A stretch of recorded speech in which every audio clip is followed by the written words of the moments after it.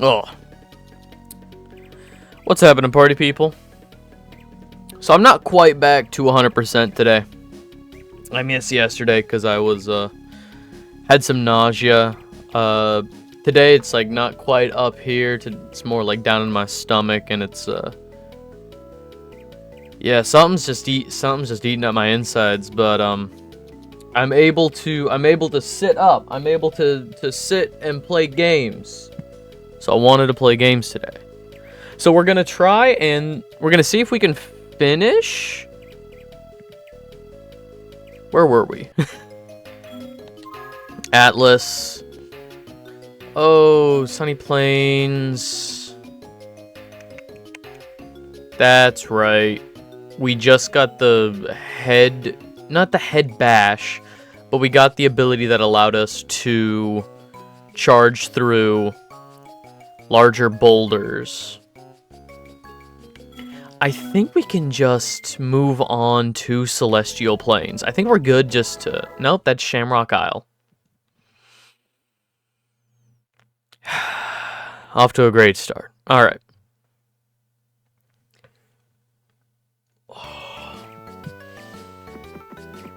Cool, bye. Alright, so let's head to... Celestial Plains should be... that way, which I guess for you guys would be that way, right?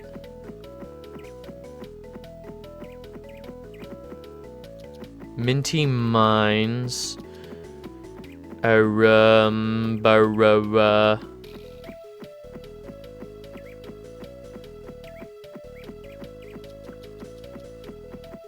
Yeah. They should really make those portals look different. Personally, I think the portals to the next... to the home world should look different, but you know.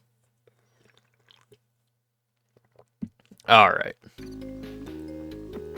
That's right, we did do everything here. I could use some health. Sparks is blue. Let's see, is there literally anything... Is there anything to kill around here? Anything that isn't money bags, because they won't let me kill money bags.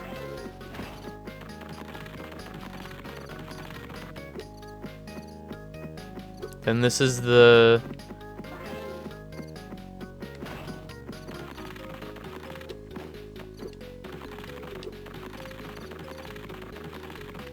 Where the hell is anything? Well, let's start with an Agent 9 level, I guess. We'll do an Agent 9 level. We'll just do some of the other playable character missions, because we also have the Sheila level.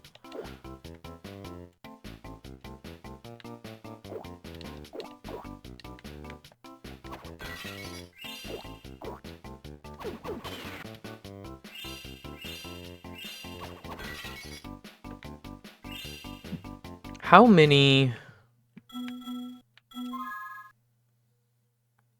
There's just the one. Okay, and I doubt I'm gonna need tons of money.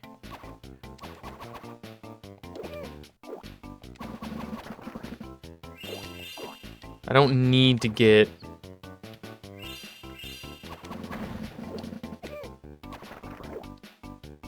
I don't need to get everything in these levels, so... I won't.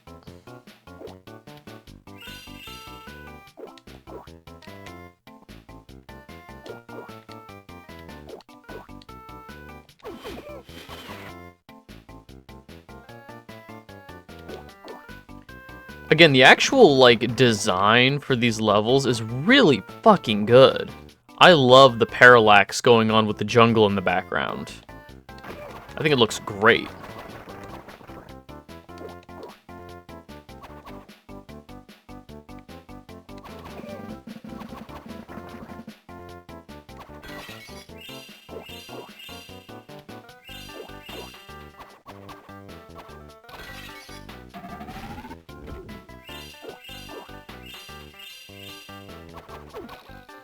Hey, I meant to do that, I mean, let me grab this health. I meant to do that. Totally, alright.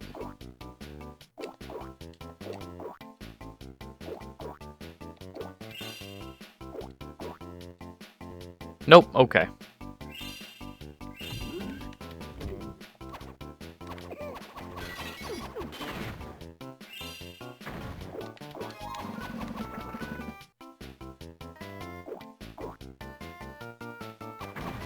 Excuse me?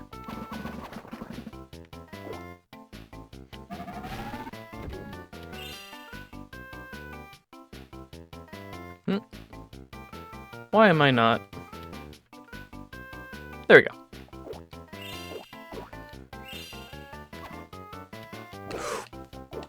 Huh? Fuck that. Fuck that. Fuck you. Oh, fuck.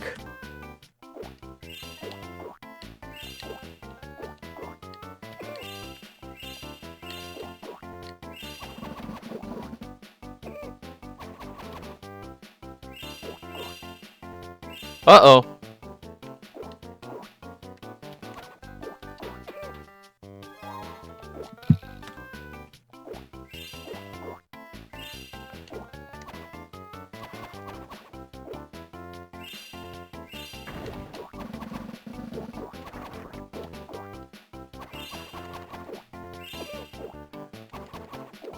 Okay, no, hold up.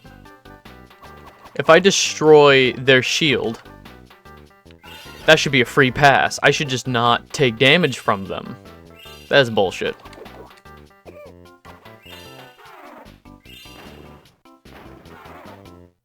Everyone playing Monkey Game? Is Monkey Game out? Wait, is Black Myth Wukong out? Fuck, did I miss that release date?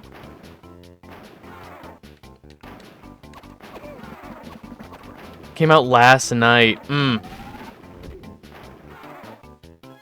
I should hope so. That game looks fucking awesome.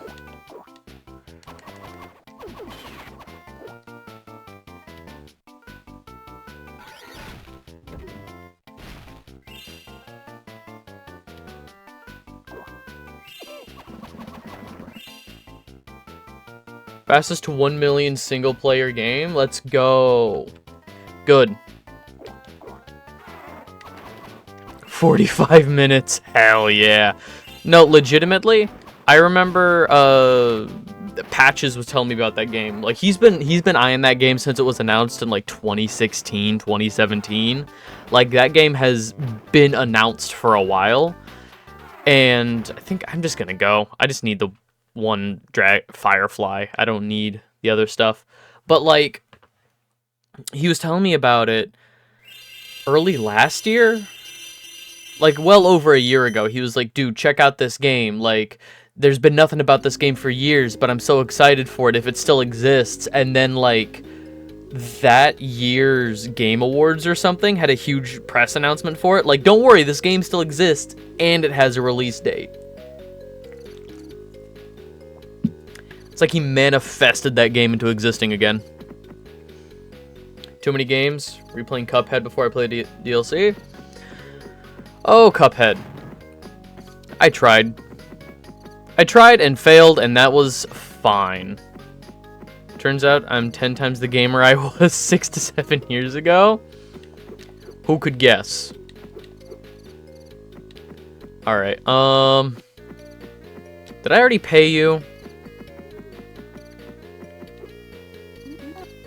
If only this dingo here would get out of my way, there's still some heaps of gems to grab.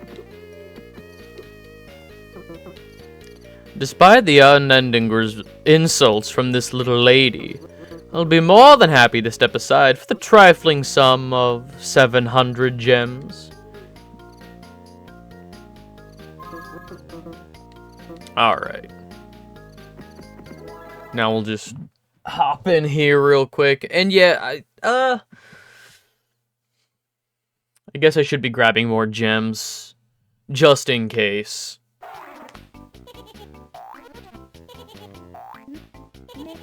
Oh.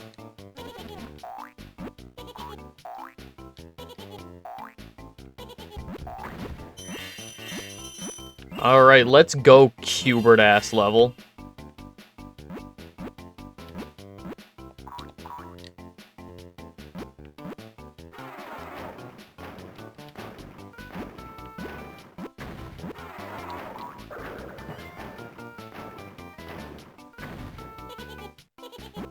Cool.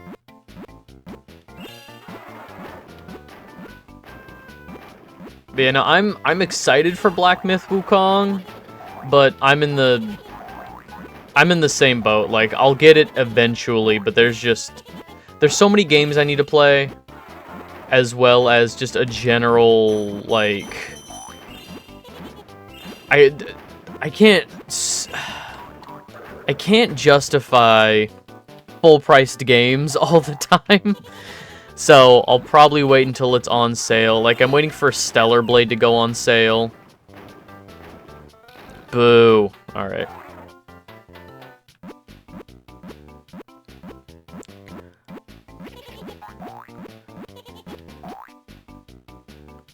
Beat the Elden Ring DLC before I touch Wukong. That's another one! I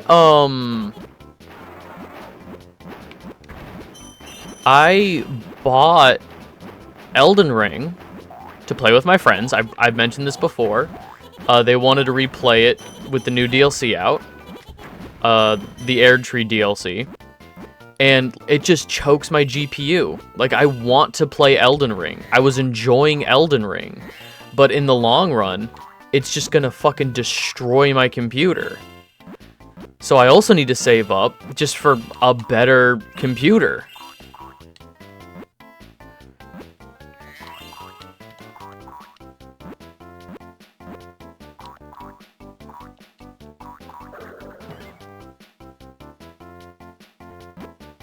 Oh.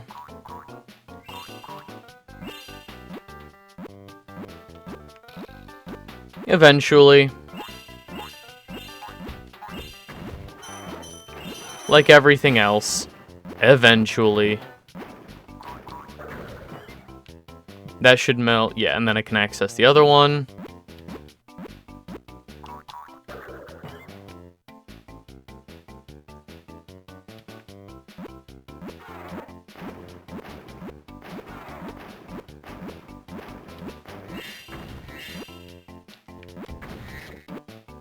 Why does the rabbit explode?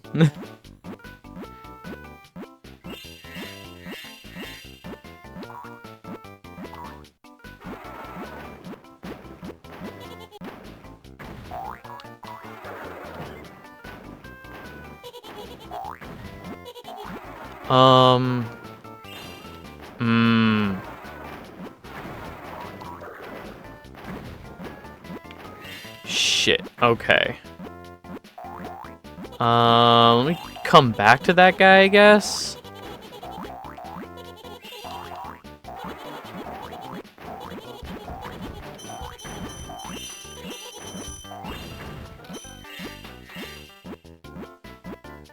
I'm just gonna say that.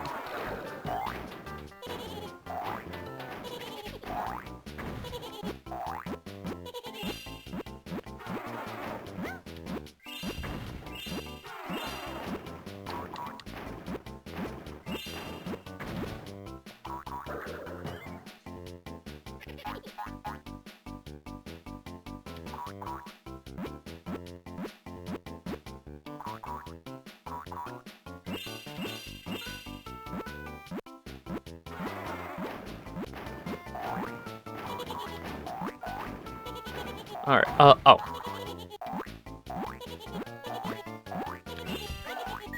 Damn it.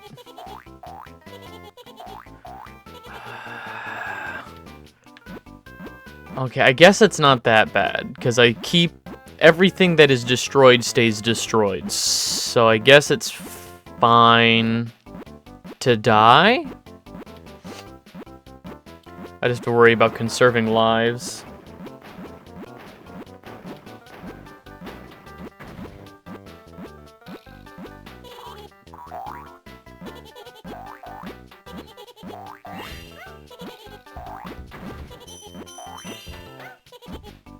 I kicked.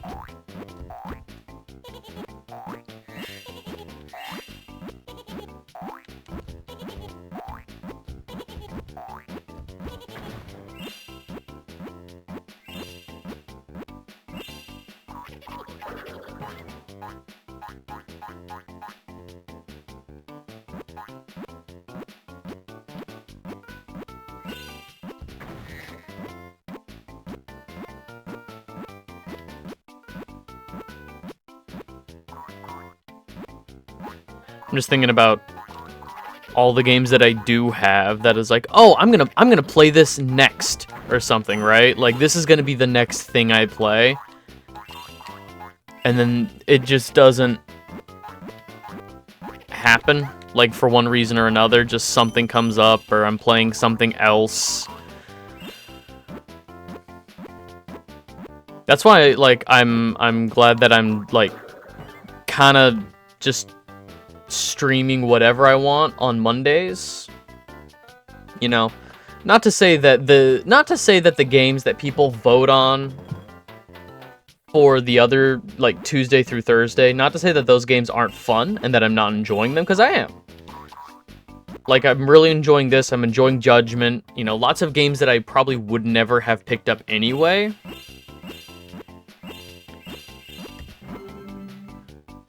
Captured Cole McGrath. Yeah, it's just like games I wouldn't have picked up anyway, so the games that I do want to play that I would pick up in my own time, you know, I'm able to carve out time for them on Monday for streams.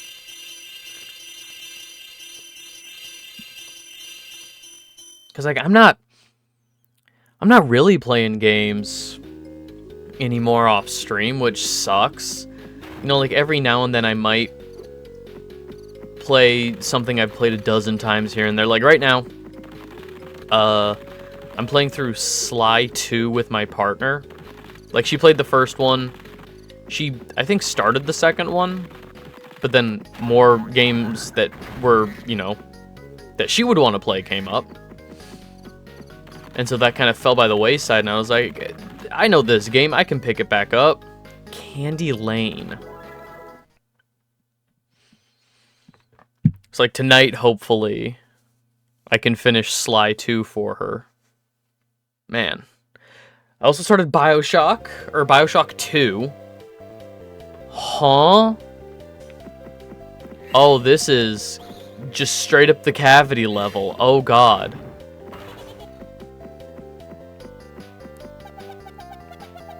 Psst, Spyro. We've got to keep our voices down or those Rhinox will get me for sure. We tried to run them out of here, but they captured us and tied everyone up. I am the only one who got away. You've got to help us. Oops, I've got to be quieter. Yeah? Well, shit.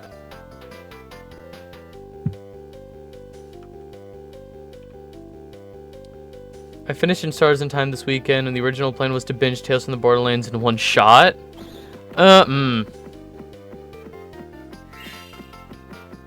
Personally, I think each episode of Tales from the Borderlands are, like, the perfect length. That is one thing about Telltale. Like, personally, I don't think Telltale always hit. People love to you know, reminisce about old Telltale. I don't think Telltale always hit. But, like, the episodes were always, like, the perfect length. So, binging Tales in one shot? I don't know. I don't think...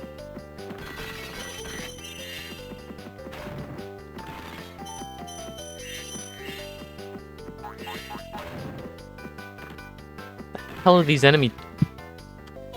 Fuck. What are these enemy types?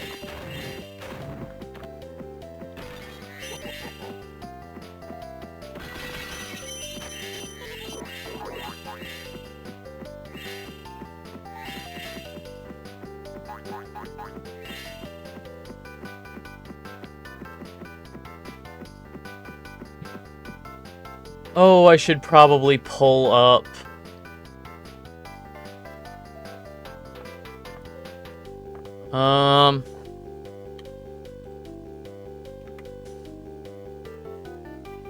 Spyro Season of Flame maps. Bum bum bum bum bum. Open image in new tab.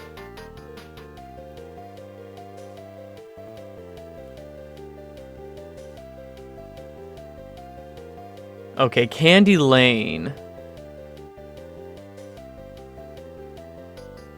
Okay, but where the hell do I start? Oh, shit. Okay. Huh.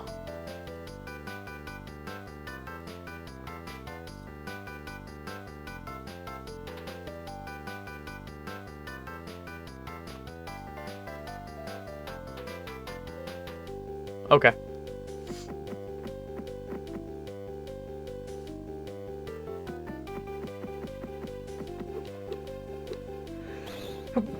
Oh. Excuse me. Well, fuck.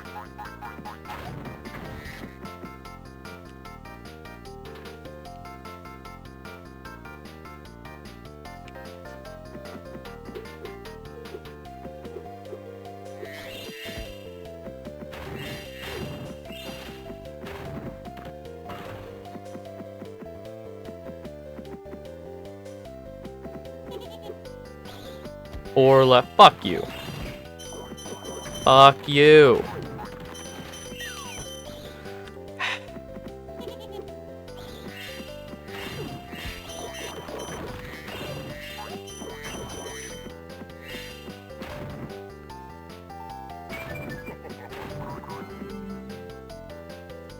Twilight. I feel like we already had one named Twilight, though. They're not reusing names already, are they? Jesus.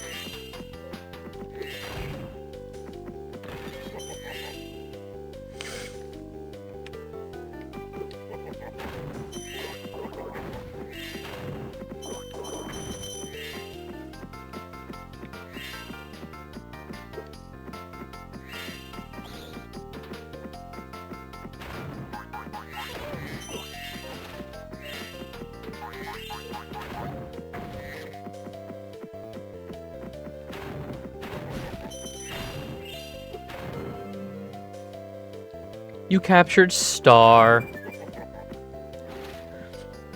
Son of a bitch.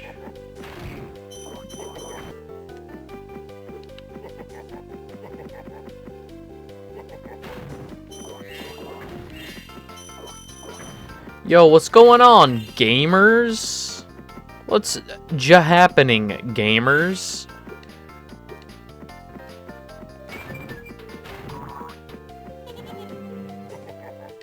Captured Star, trying so desperately to keep it together.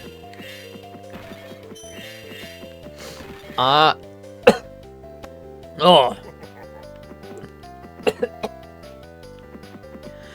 Well, now I got something in my throat, so I'm not doing too good. Fuck. If that tells you how I'm doing. Oh, fuck. I am doing okay.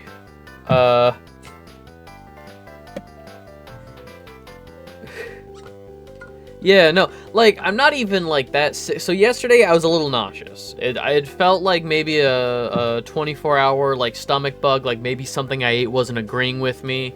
But, like, yesterday, it was, like, more up here. I never threw up, but it was, like, very close. Like, I just was not, I couldn't eat anything, like, I just felt awful. I was sluggish, like, nothing was processing. I legitimately would, like, walk into rooms and forget why I was there. Like, that kind of, like, brain fog, like, everything from about here up was just bad. Today, it's more, like, in the stomach, you know? Like, whatever I ate is still working its way through my system. But I'm able to focus. Yeah. Like, the thing is, my head is a lot better. I might sound sniffly, but, like, it's not, like, it's not any kind of cold or a fever. It's just, like, stomach pains, mostly. But nothing too distracting. It's just a general feeling of something I ate is disagreeing with me. Okay, that's actually a good spot to...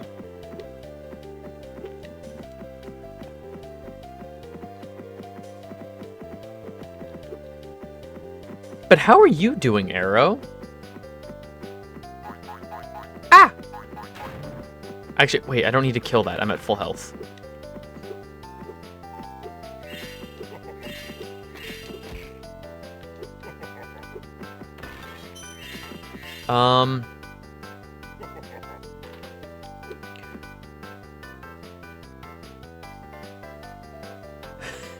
Yeah, so Spyro is going pretty good so far. So this is the second Game Boy Spyro game, and it is so much better than the first one. I was so fucking frustrated with Season of Ice. Legitimately, it's so... almost every issue I had with Season of Ice got fixed here with Season of Flame. Legitimately, like, every issue I was having, just, the whole game just feels better.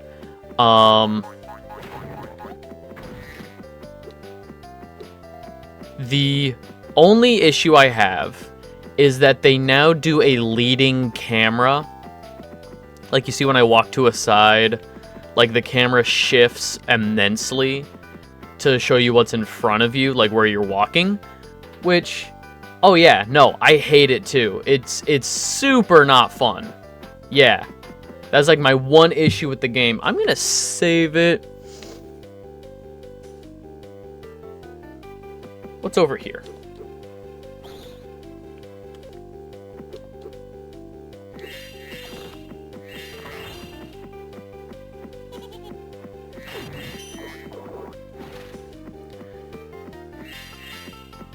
But yeah, this game is a little goofy in terms of its a request? Okay. Is it something you want me to look at like right now? Is it super pressing? Cause I don't mind popping open. It's not important. Okay. I'm just gonna save it before I wander through the portal.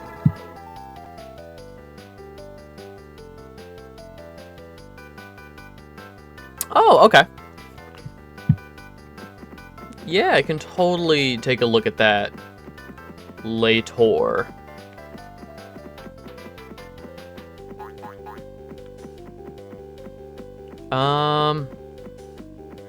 Alright, I'll bite.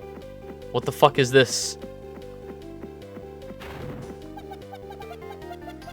Hi, Spyro. I'm trying to put together a big birthday cake for Bert, but these darn Rhinox keep eating it before I'm done. Can you keep them at bay long enough for me to finish? Protect the cake.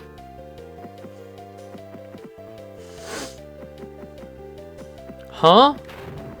Oh, okay.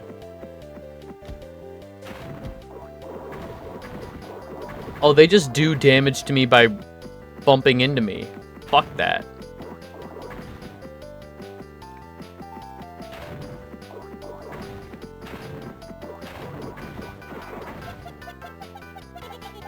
Oh, that is immediate.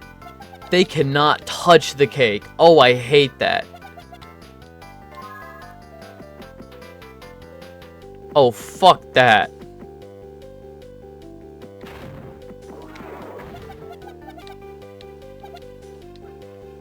Huh?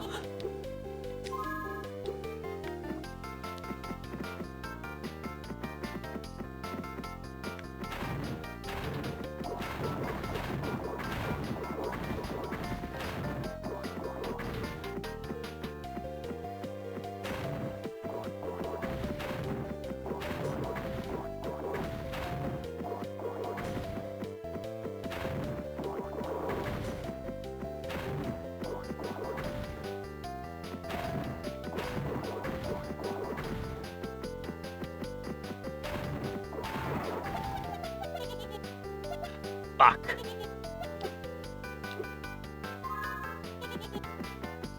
I can do this. It's just a cake. It's just a cake.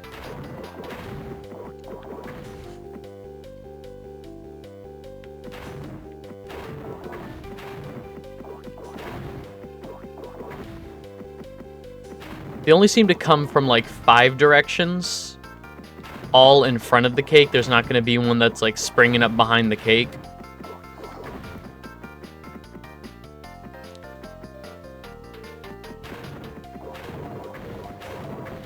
So this should be fine if I just chill right here.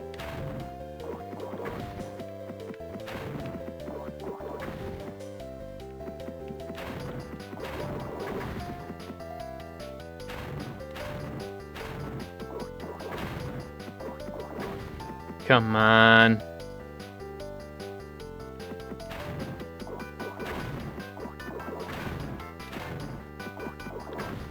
How much cake is there left to make?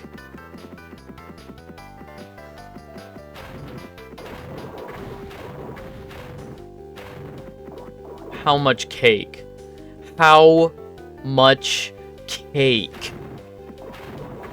You gotta be fucking me, dude. Just make the cake.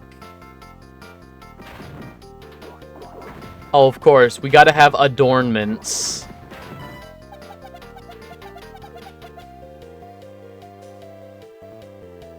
Find it fitting my question is the same time. Huh? Well, hang on. Now I am gonna look. I'm just gonna real quick.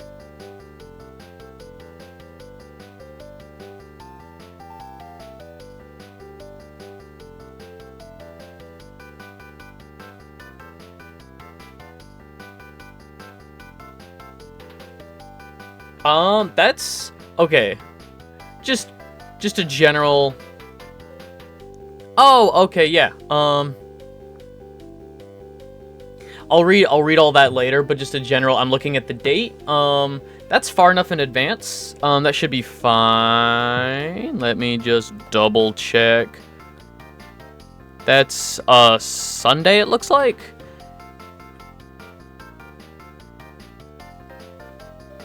Yeah, like that's far enough in advance. For sure. Alright. That's far enough in advance. As far as I know, I don't have anything planned in November, other than probably the usual things that I would do, like streaming Monday through Thursday, the last Sunday. Even then, like it's also far enough in advance where, like, I can, if it's my own stream or something, like if it's my own thing, I can reschedule it. That's the cool part about streaming, is I can make my own schedule, so.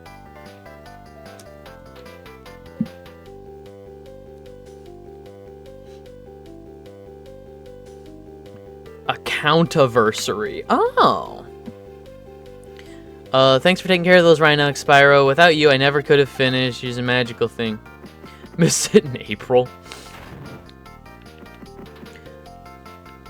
Yeah, the only I keep meaning to look back at like my old so for anybody that uses OBS, the default the default when you record, the default thing is set to like name the stream or name the recording the date in which you recorded it.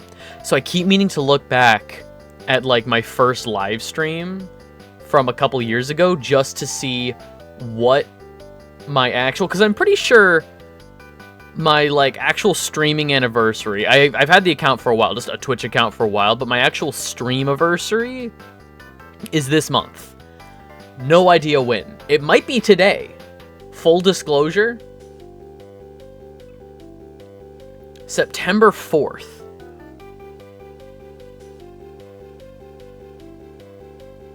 Okay. If that's a link, can't see it. I've had issues with people dropping links. You can DM it to me. I've had issues with people like doing links. So, yeah, only mods can do links. I'm sorry.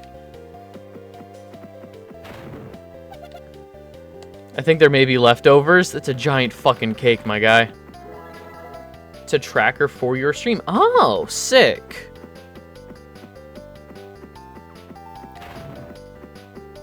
What was I saying? Oh, but the one that I can keep track of, the one the one like anniversary milestone thing that is easy to keep track of is that the Halloween stream last year is what got me to affiliate. So my affiliate anniversary, like technically my first stream as affiliate is November 1st, but I'm probably going to be celebrating it on Halloween going forward, which is fun. Okay, where the fuck am I going? This is the corner of the map, so if I save it. Yeah, I'm thinking, so, last year what I did was, I played all of Resident Evil 8 in, one stream. Like, I just sat down and speedran Resident Evil 8. So this year, I might be doing Resident Evil 7. No! How the fuck do I get up there? How the fuck do I get over there? How do I get over there? Wait. How do I get over there?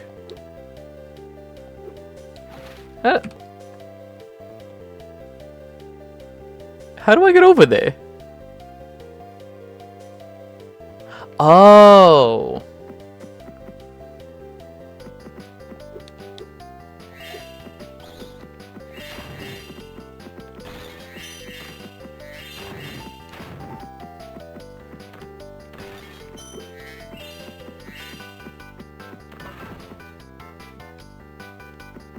And then...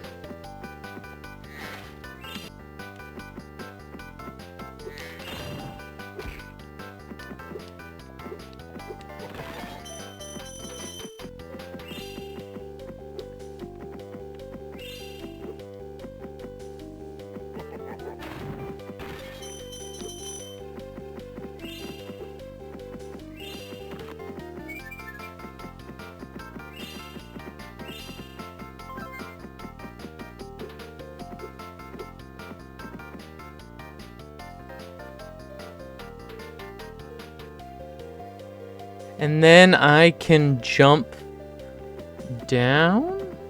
I think... Okay, so this is the beginning of the level.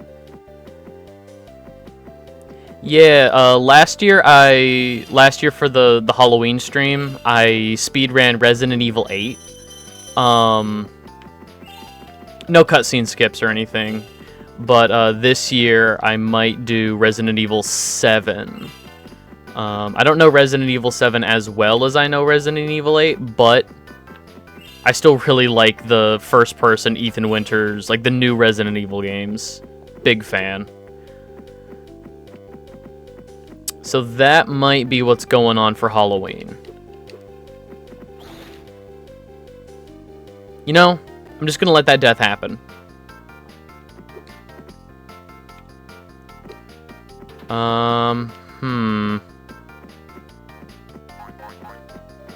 Oh, do I have to release all those little guys again?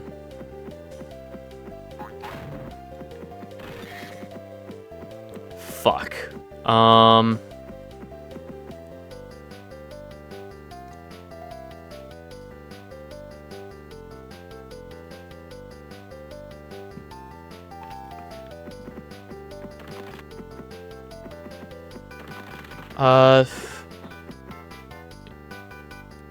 Oh, am I?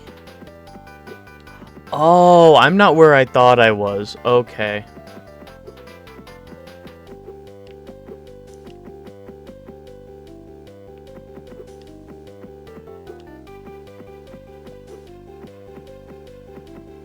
Okay, so...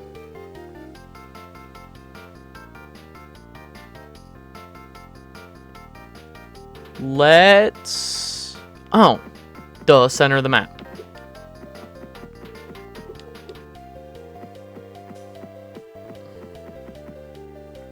And then...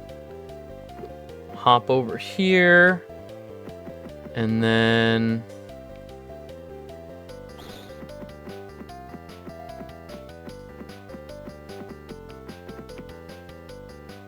Okay.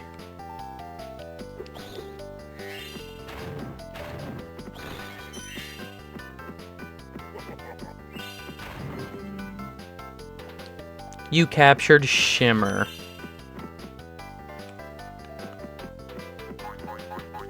Let's equip Fire.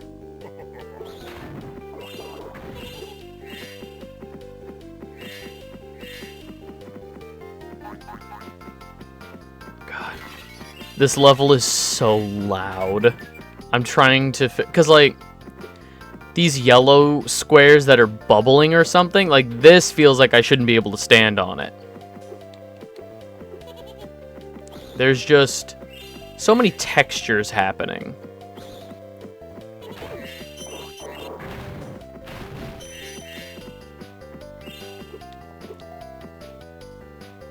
Looks like honey. Yeah, but it feels like especially when it's in like a large shape in the center of the floor, it feels like stage hazard that I have to fly around. Like, yeah, it looks like honey, but like it's in like such specific spots too. Like this feels like a trap. This feels like a trap. Like, oh, let me run over to this cupcake. You captured Aurora.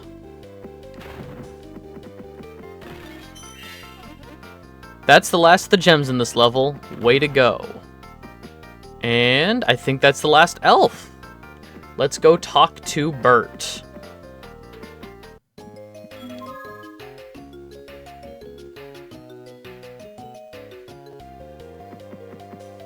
Cool. So that will actually 100% this level for us. Sick.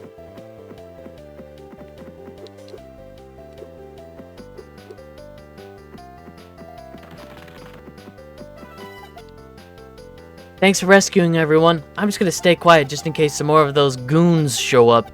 Here's a special candy I found for you. Watch out, it's still... That is a living creature. Here's some candy, Crunch. You captured Flash. You've caught the last Firefly in this level. Good work. Right by the exit, too. Hell yeah. BRB, all good. I will still be here, hopefully.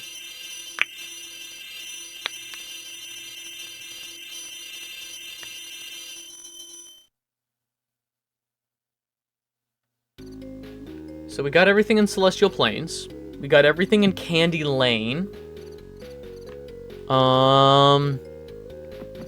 Looks like there's 3 more levels somewhere. I guess I could look at the map. I don't feel bad about using maps. Haunted Hills. For anybody who was not here for the other, for the Season of Ice streams or the first Season of Flame streams, it was unanimously agreed upon by me and Dragonath that, Chatter. Alas, poor Yorick, Spyro. Can you help me find my buddy Yorick? Alright. He's kind of short, kind of chatty, and well, I'm sure you'll know him if you see him. With all these Rhinox around, I'm getting really worried about him. Okay. This is fun. Yeah, but we kind of unanimously agreed upon between a couple of people that some of the level design in this game is bad. And like seeing locations off in the distance. Why are the enemies in manholes?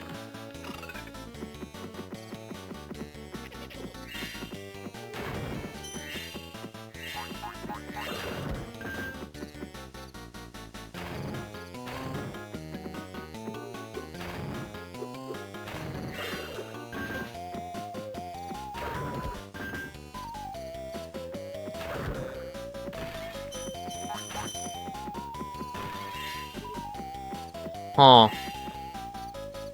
Alright, I guess I'll keep ice equipped for those guys.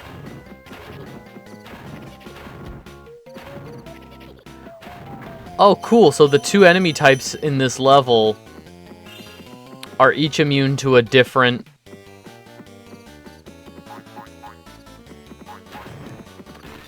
Again, this looks like a stage hazard. I'm not crazy, right? Like, the bubbling goo in the middle of the level, this looks like a stage hazard.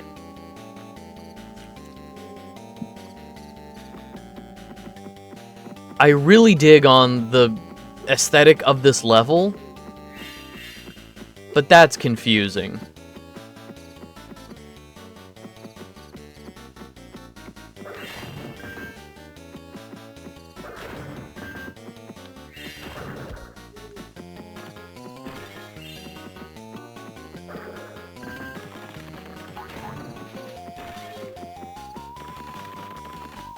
Let's get back to full health. How far do we have to go for that guy to respawn?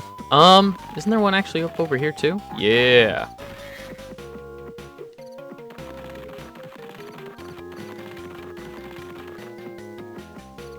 It's fine.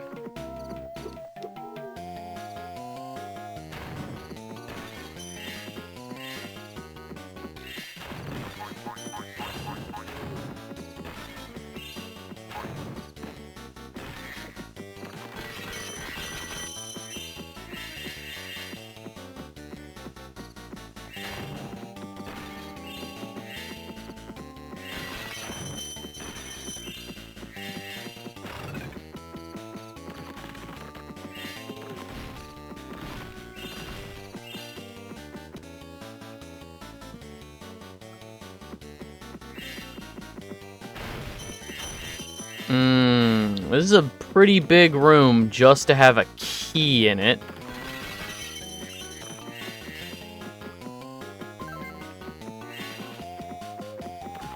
I feel like picking up that key should have triggered a trap of some kind.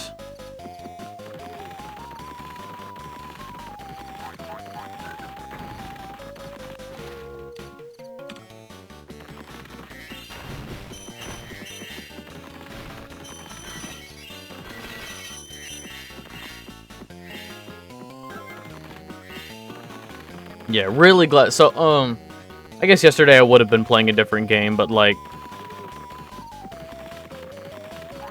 with how my stomach felt yesterday, this leading camera shit would have absolutely like sent me over the edge.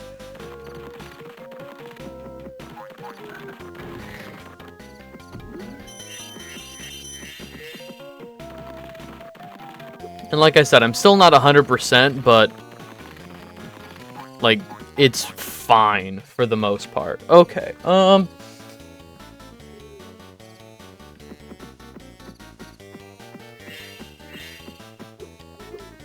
nothing up and around there.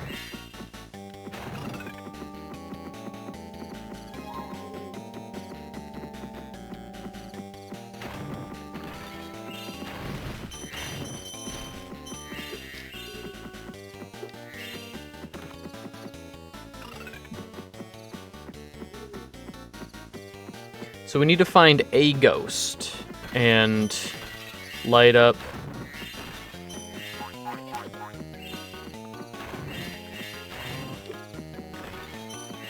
all these jack-o'-lanterns.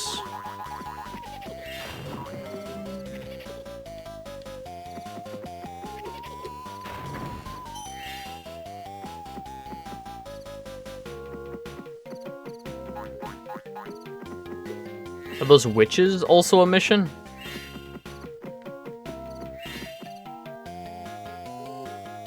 No.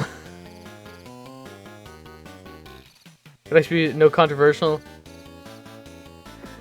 Nah, I also enjoy Enter the Dragonfly, and I think genuinely if it had been given the time it needed, I don't think it would have been a spectacular Spyro game. But like, on paper, it's not a bad idea. Just they had to cut a lot of corners, and they had to, like, Universal had them on like a really tight deadline. So they had to push that game out either way to meet the holiday deadline of, what was it, like, it came out in like November of 2002? So like, they had to push a holiday deadline. So, it wasn't their fault. It was the studio pushing for a release date. But no, if it had been given time to cook...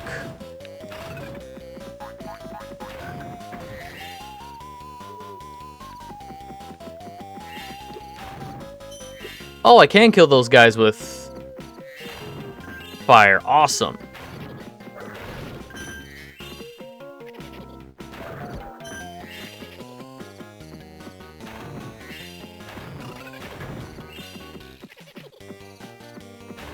Okay. Red.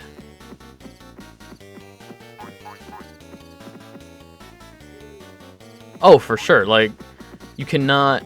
I would rather people take their time and make the game they want to make than push a holiday deadline. Then we have to make sure it's out on this specific date so that a bunch of them are bought. If your game is good, people will buy it. Word will get around that you made a good game. More people will buy it. Regardless of the holiday deadline, if you make a good game, people will buy it.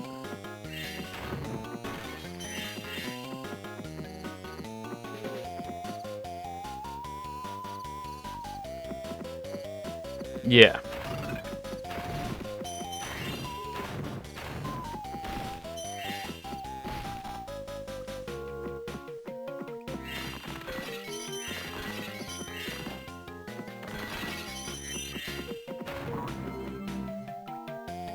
You captured Crispy. All right.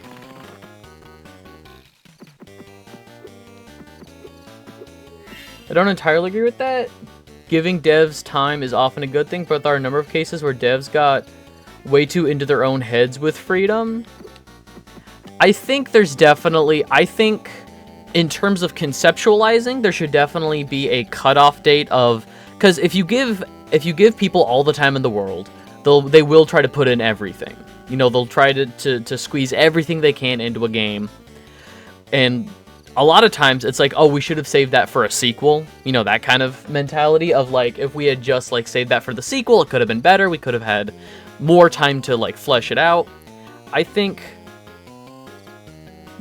there should be a limit to in terms of conceptualizing design of like, these are the mechanics we're going to put in the game, this is going to be the story, here's the level, conceptualizing level design, conceptualizing mini games, like here's everything we're going to put in, and then put a capstone on that.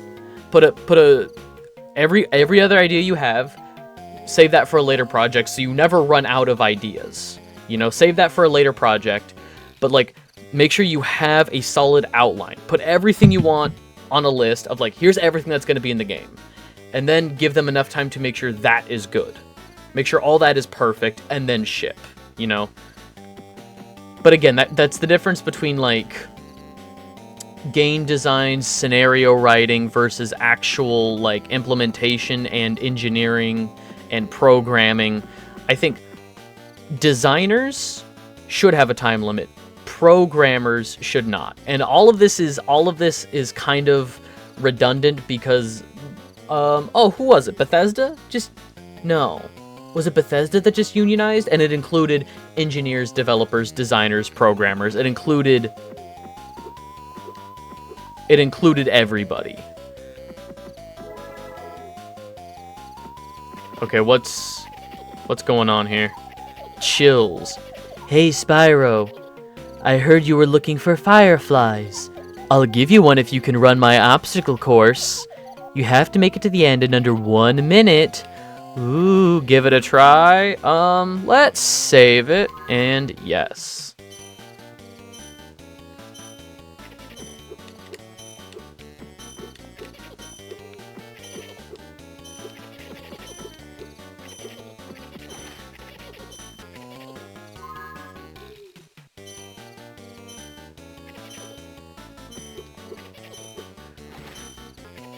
I got this.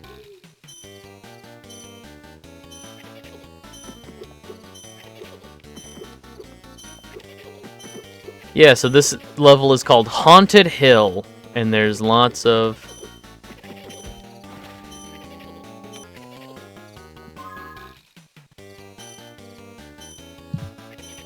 Is the obstacle course taking out these... Is the obstacle course taking out these, like, cat witches?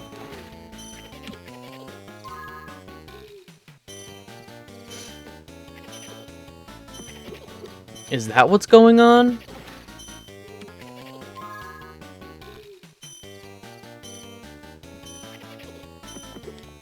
Huh.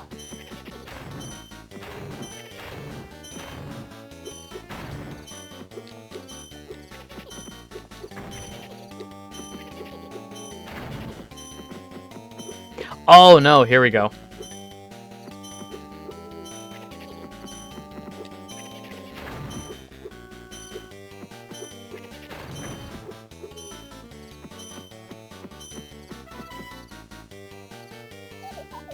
Went for a swim.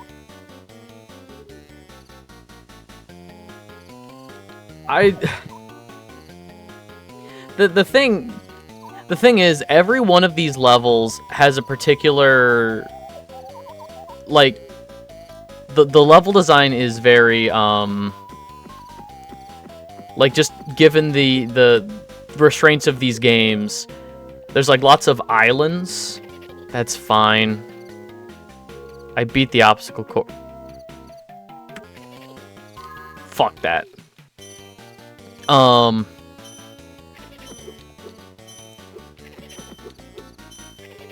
1 second, I gotta do this again. It's not that hard. Okay, 1 second.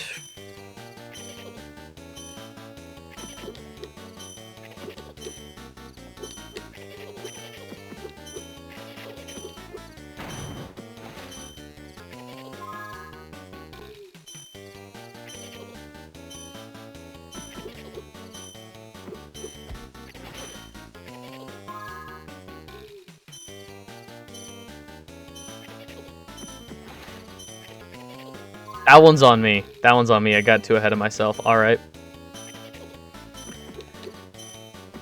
Let me just beat this again, and then I will save state so that it's not a fucking issue. Okay.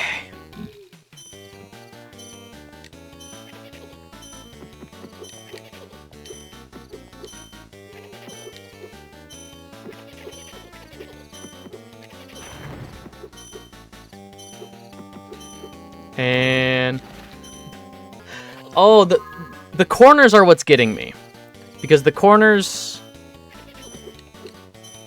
save state cheating. Nah. The thing is, what's going on, Dragoneth? I did it, and then I proceeded to die, and it was reloaded way before. Like, I did not save state or anything.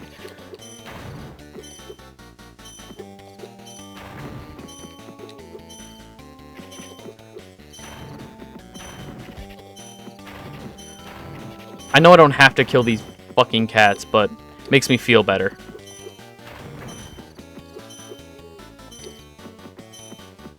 There.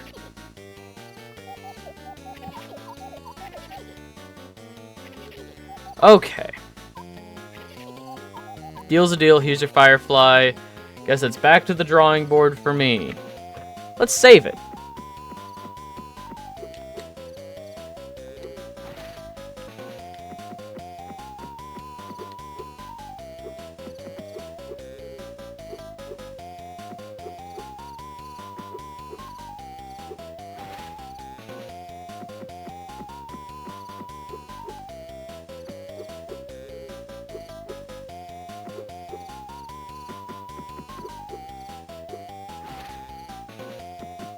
Oh, man. I can't wait to get out of here. Who would have thought leaving a minigame would be the hardest part of the minigame?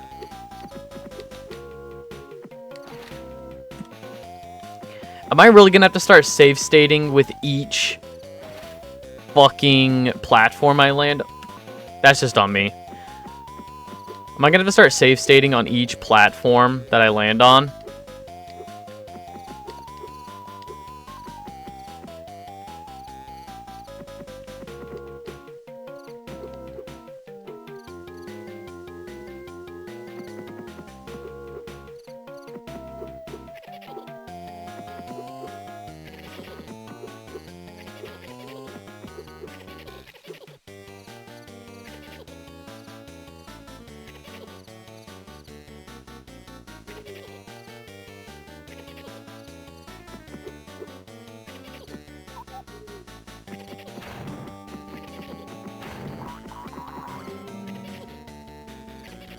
Okay. Candle. Perfect. Do you have another... Hope you're enjoying that firefly. Sure.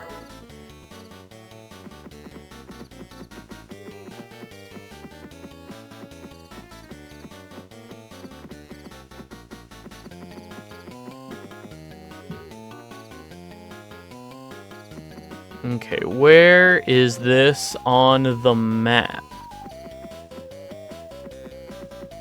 Did I miss you do any levels? Candy Lane. I did Candy Lane. Oh no, actually I did Jungle Rumble with Agent 9. I did Arctic Alps or something with Sheila and Candy Lane.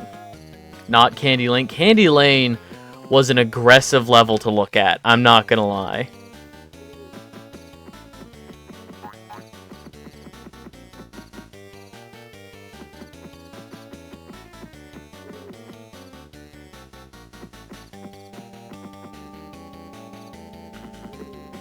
Okay, I'm down at the bottom of the level. Okay.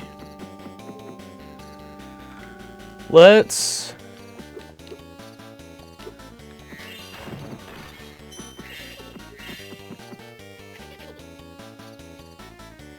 Did you forget the map button?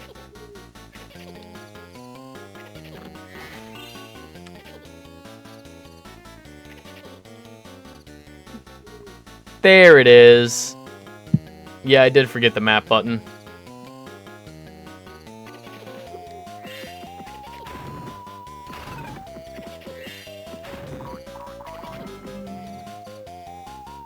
Well, alright. Guess I don't need that anymore.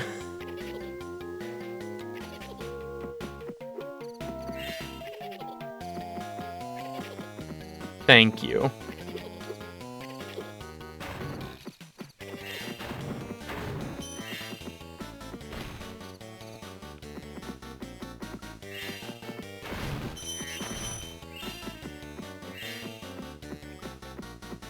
Can you, and Dragonite, you said last time I need like 75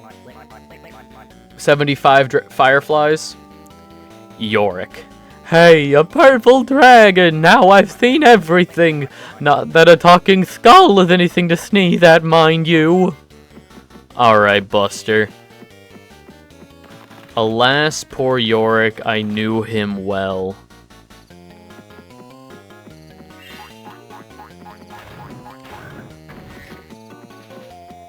Voice acting 10 out of 10. What do you want from me? He's a goofy looking little skull. I'm not gonna give him a goofy voice. I'm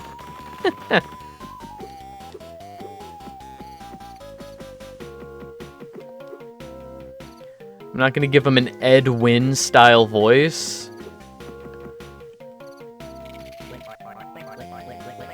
I should miss my buddy Chad. Hard to get... Come on. Make sure I'm tabbed in. Hard to get much around when you're just a skull, you know. Alright, that's the last of the gems in this level. Okay. My nose is itchy. Can you scratch it for me? Shut up. No, that's not it. That's it. And we can...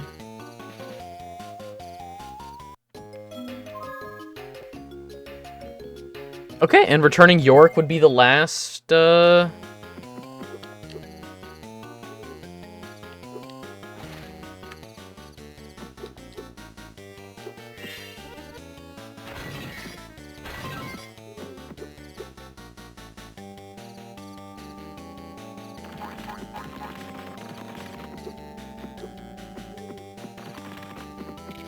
For a Game Boy game, this is impressive what they pulled off. Oh, for sure. I think these games look really good. I like at least for the second game, Season of Flame here. I really like. Oh. All right. I really like the level design. Captured Cauldron. You caught the last Firefly. Let's get the hell out of here. Yeah, Season of Flame is honestly kind of a diamond in the rough. goated with the sauce. Spyro is some kind of quirked up purple boy goated with the sauce? Kids these days.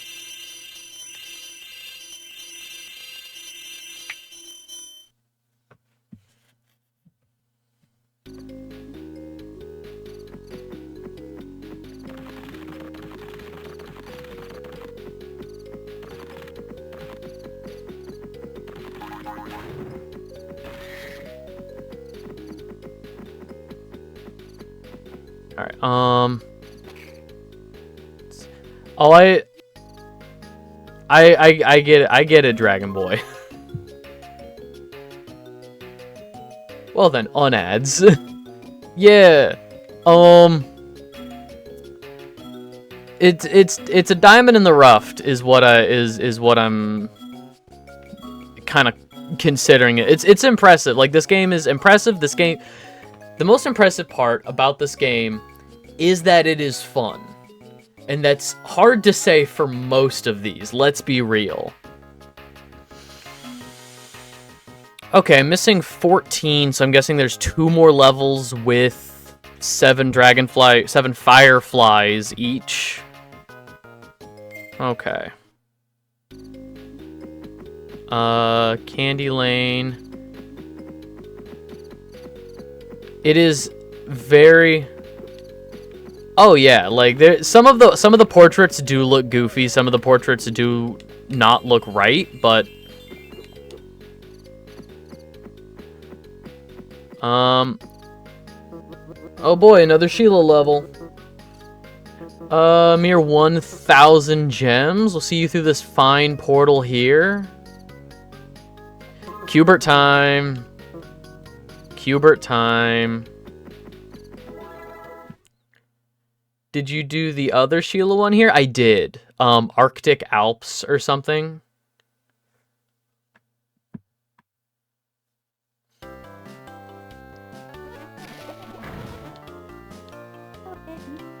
Blimey, these stirs have covered the landing pads with... This one is the moon. Hang on. Is this moon fondue? Is this the wonderful level of moon fondue? This one isn't moon fondue? How is this one not moon fondue? That one's coming. Moon fondue is the name of a level. I shit you not. Why are they in... What are they wearing? What the fuck are they wearing? Hang on. This is Lunar Ledges.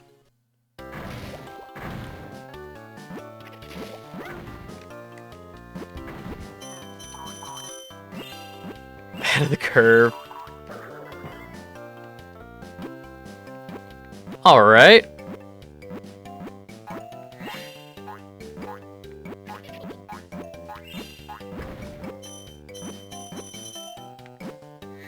Yeah, they look like dinosaur. They look like they're Barney costumes. It's purple dinosaur costumes, but yeah, Spyro without wings. Yeah, I know the one you're talking about.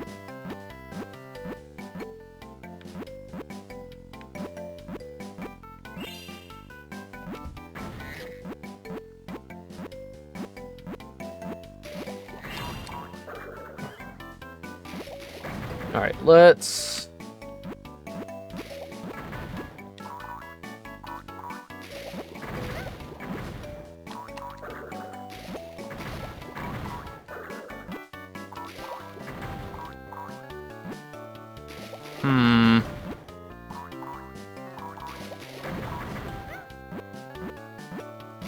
Oh, okay. I gotta get to the very end of that.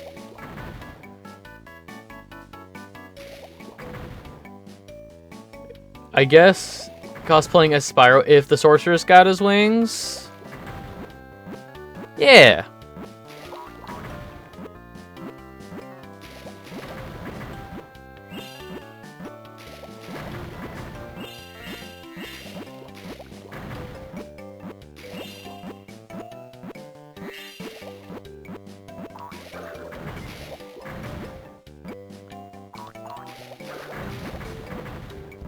Fuck.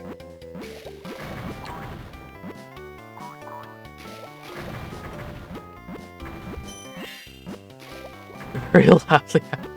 Yeah?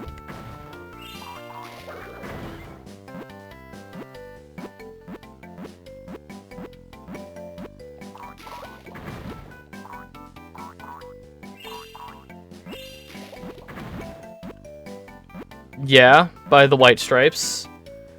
Seven Nation Army couldn't hold me down. Or hold me back. What's the lyric?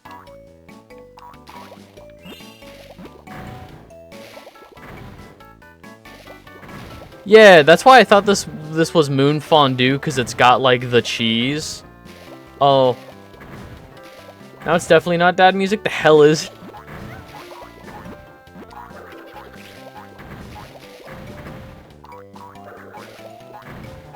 Excuse me?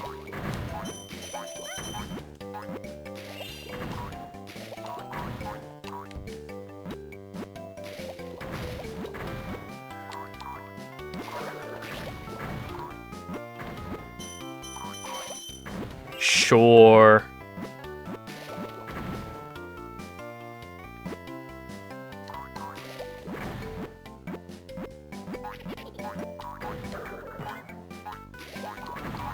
Oh, I noticed, but like, this is the first level I've squished an enemy in, so yeah, was not.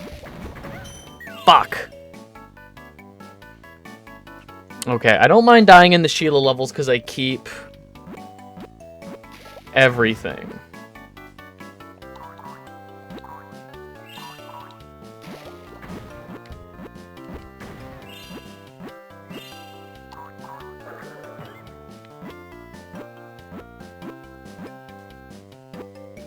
The Sheila levels are pretty fun.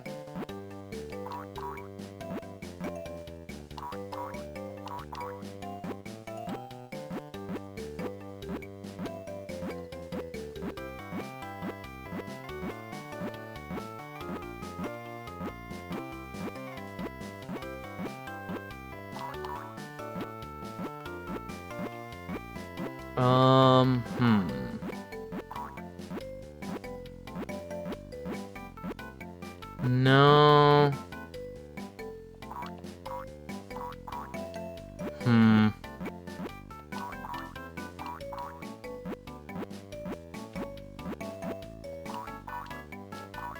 Here we go. I was about to say, where do we go from here?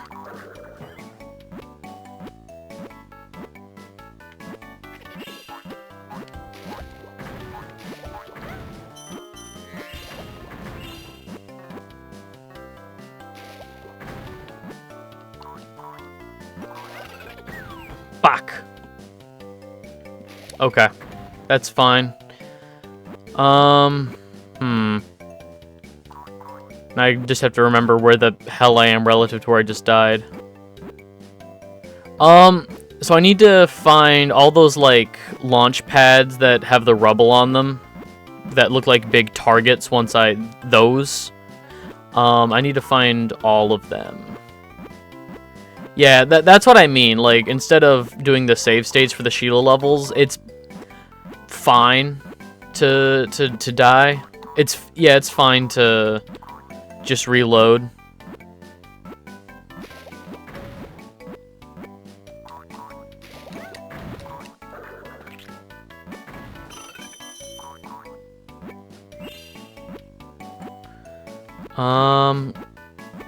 Okay, I will save state it here, though.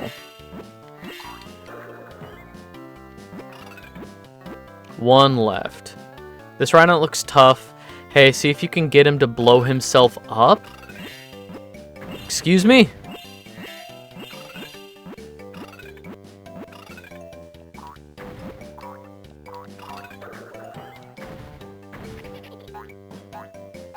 No, I'm just not gonna deal with that. Must say your patience for some of these games is really the 8th wonder of the world? Nah, I'm having fun. What do you mean? Like, that makes it sound like I'm not having fun. You did it, though? I did what? Made him blow himself up? No.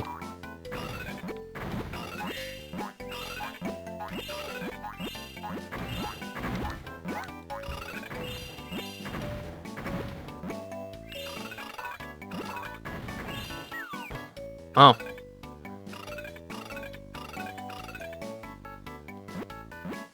Alright, let's...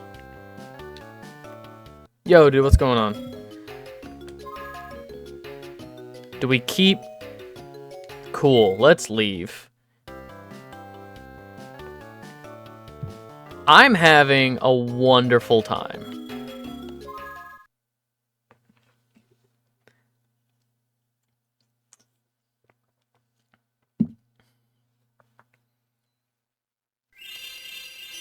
Ooh, snap. Crack. Alright.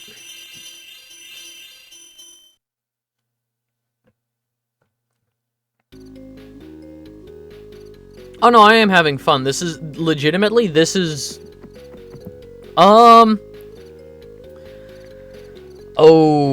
I'd have to think about it, but this is probably in my top 5 Spyro games. They all have a flying animation when they leave their level. It's silly. But yeah, no, this one is one of the better Spyro games, realistically. Season of Ice is dog shit, but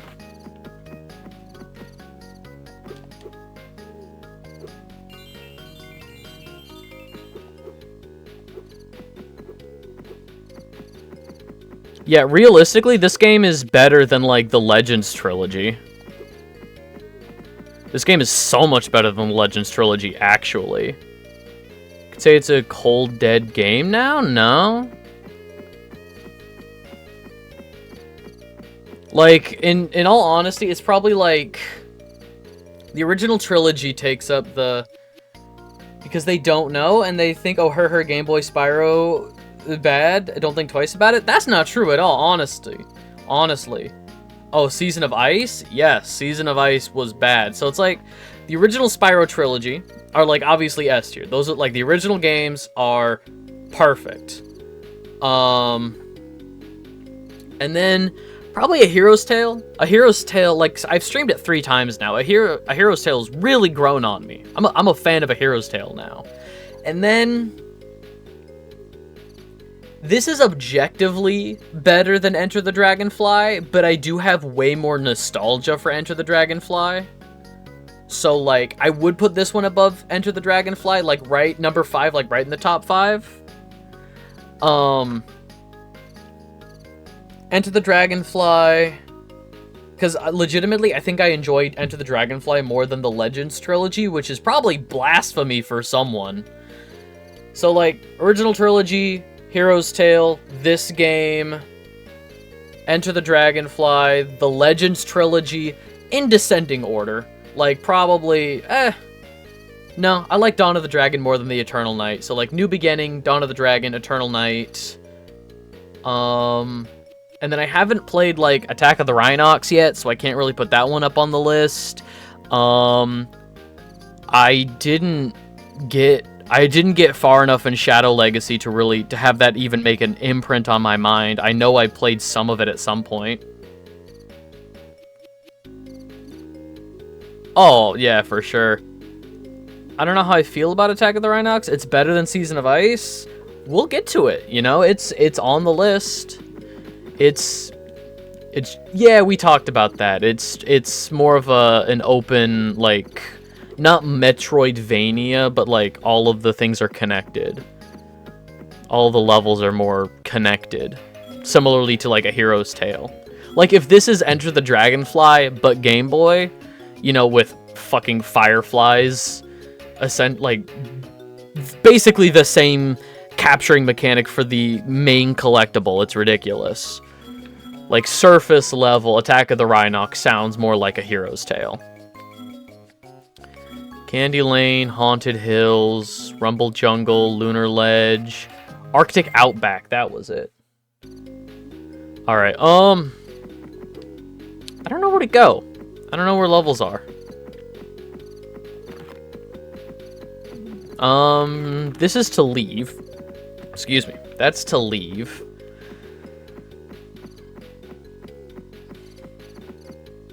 At least the ice breath hits in this one. Bubble breath always feel... Oh, yeah, the bubble breath hits, like, maybe half the time. It's ridiculous. It just does not work. And it's kind of funny to me that it just doesn't work. Winter Mesa. Alright.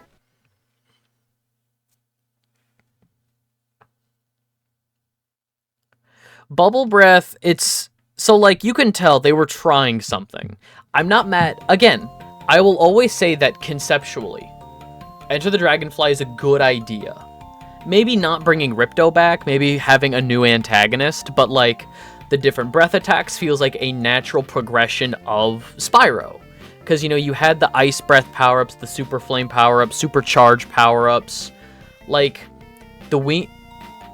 It's a fascinating mess. And I think we talked about this last time too, Dragonath, where, like, if they wanted to do, like, a reignited Enter the Dragonfly, where it's, like, the original homeworld, like, the original first level, you beat a real normal boss, having a sibling or Ripto trying to get revenge on their sibling's death? No. Like, just its own standalone villain. It doesn't need a connection to a previous Spyro character. Oh, you. Oh, okay, so...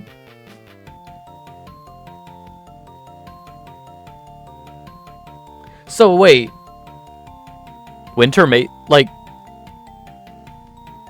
Yeah, like Market Mesa. Okay.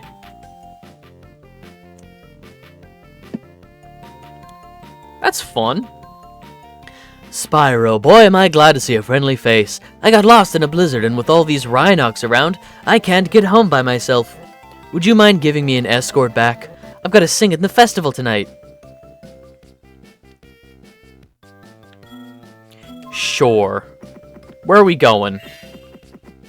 Gonna be real, this sucks? Oh. You can run ahead and just kill... Spyro... oh. One of these, okay. Ah, fun. Kill shit and then go back to talk to him. Yeah, okay. Sure. What are you?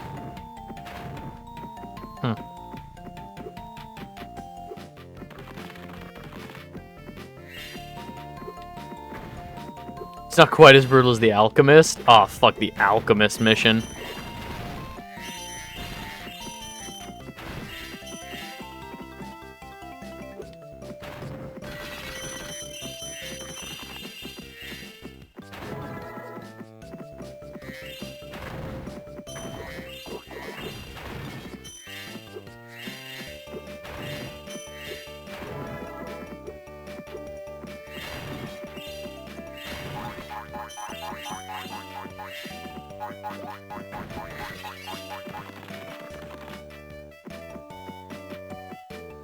The exact route, recommend killing everything that moves. Yeah, that's kind of where I'm at. Can I go in there? No.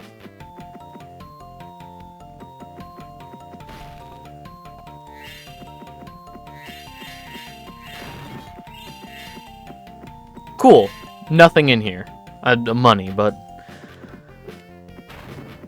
Let's...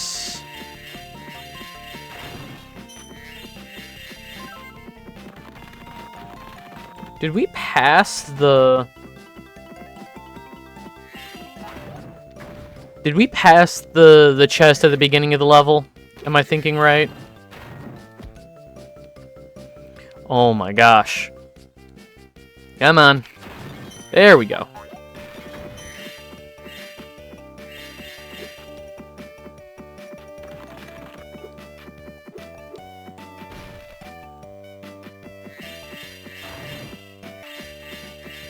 What do you want? Darren? Spyro, boy, am I glad you're here. There's a stupid Rhinoc out in the lake who won't let anyone else skate until someone beats him at hockey. I know you can do it if you can store 5 goals on him in the next 60 seconds. That should teach him a lesson.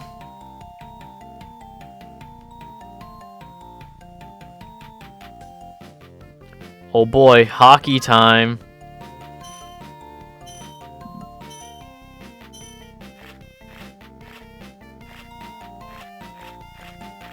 Wait, I have 60 seconds to score. Oh, God. This feels awful.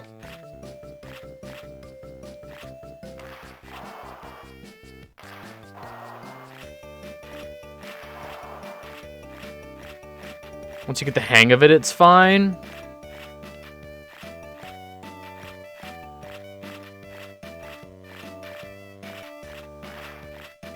No. No.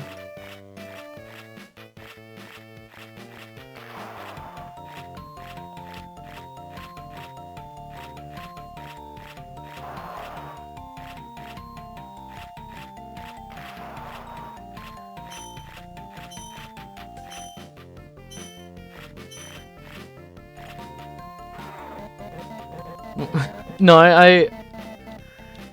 the thing is, he moves relative to where you are. Yeah, so like if I'm on one side, he's gonna be guarding like right in front of wherever I am.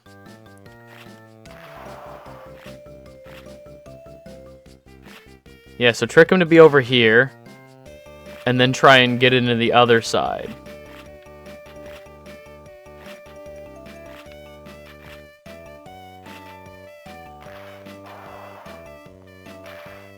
No. It's getting the angle that's really hard.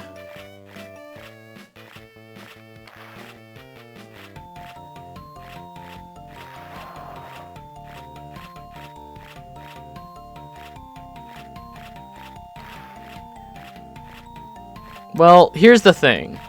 I was told I only need 75 fireflies to beat the game. I don't think I need this one. One!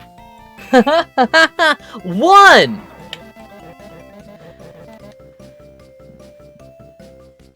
That doesn't seem to have been good enough. He's still out there. Do you want to try again? No, I just don't think anybody's gonna go skating. Okay, bye!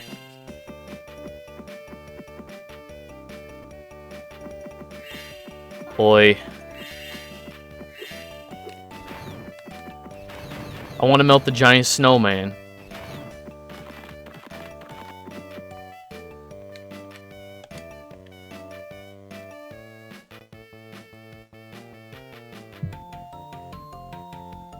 Okay. Let's clear out the level and then come back and escort that llama, that alpaca, I guess is more accurate. It's hard to get a hang of. Basically, it's just learning to do that while you're moving. I mean, moving in this game is already nauseating, so...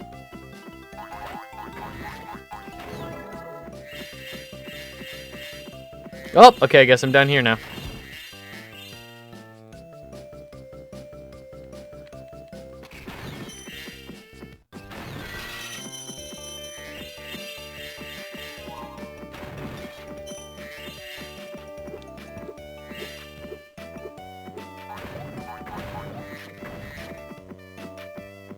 Will still advocate that it's a lot less nauseating on a small screen. I will take your word for it. Huh? Oh. Fuck you. Okay. I understand. Go fuck yourself.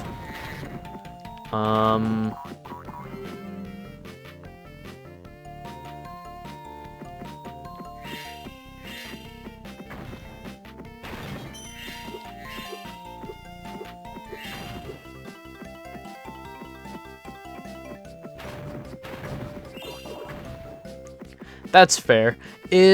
So everything stays dead in this level, right? Like when I go back to escort the alpaca, there won't be like any issues if I just kill every enemy in the level. So long as you don't die. Why does that feel easier said than done? Like even if there's no enemies left in the level, why does it still feel like dying is gonna be an issue?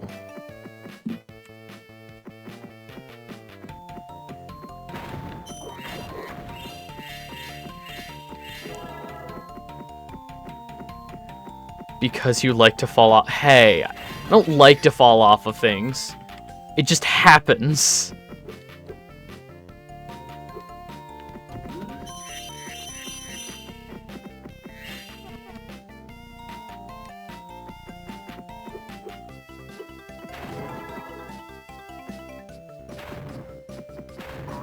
streamer falling off.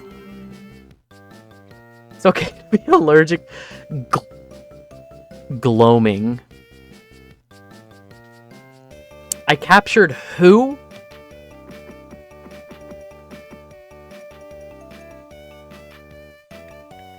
Nah. Bad game design. Broken game. I'm perfect. Broken game. Alright, I'm just gonna double check.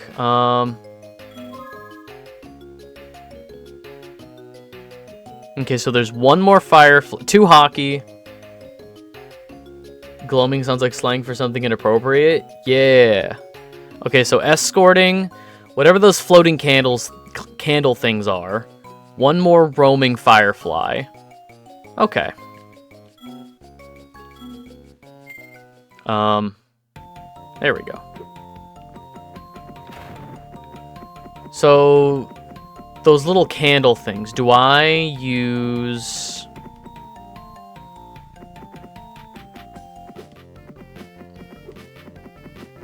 Oh, those are super fire breath. Okay. Gotcha. And there's a couple different super fire spots around the level.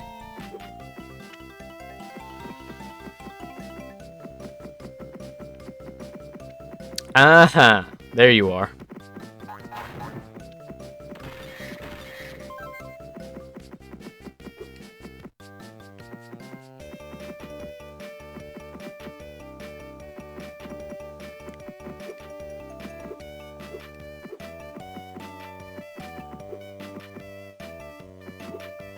Weird looking llamas, yeah.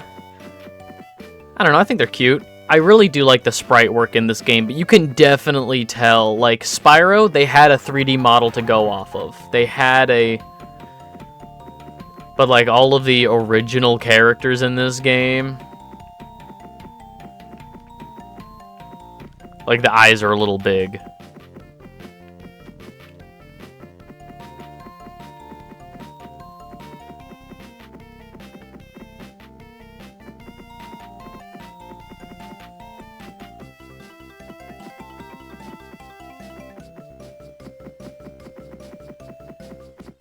Yeah, good for small screen design.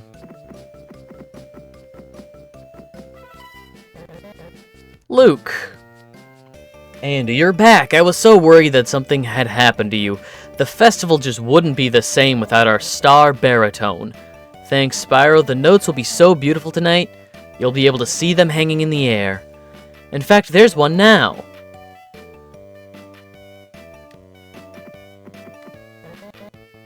No.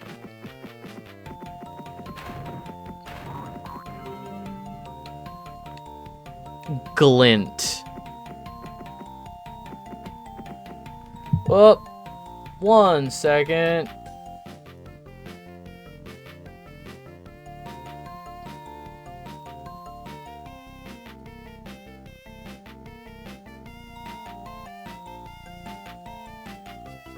Blam.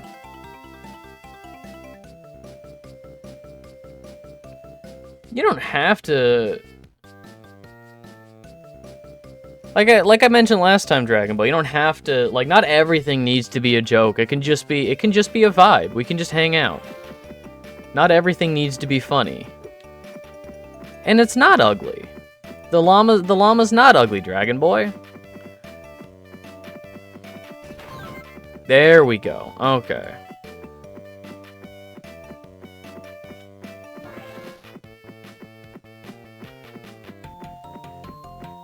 It can just be a vibe. We can just hang out.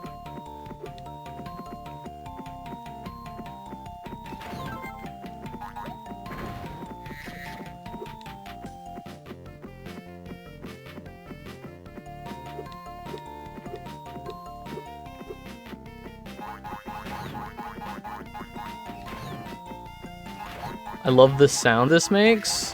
What sound?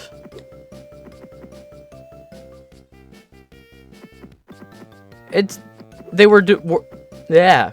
Firework fire breath sound? Oh yeah. They were doing the best with what they had. This was a Game Boy game. And it's like there's far uglier things like in other Game Boy games.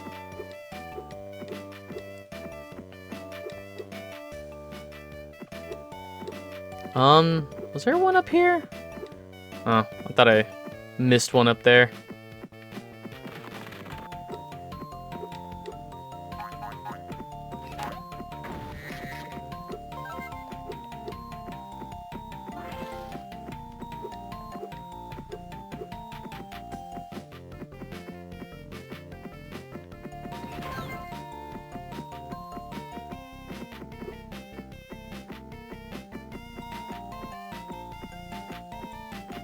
Well, in general, Dragon Boy, it's about respecting other people's time here. This is just a spot to hang out and enjoy games. It's not about berating games. It's not about saying, "Oh, game bad, game ugly." No, we're here to have a good time. But also, small screen sucks for streaming. Yeah, playing this at its native resolution. Oh man. Just like my overlay, but it's like really tiny in the center. Or like it's tiny tucked in the corner. Playing at its native resolution.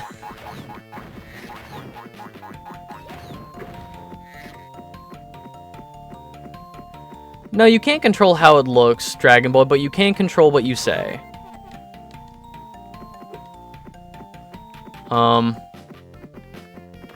And then guy at the end of the...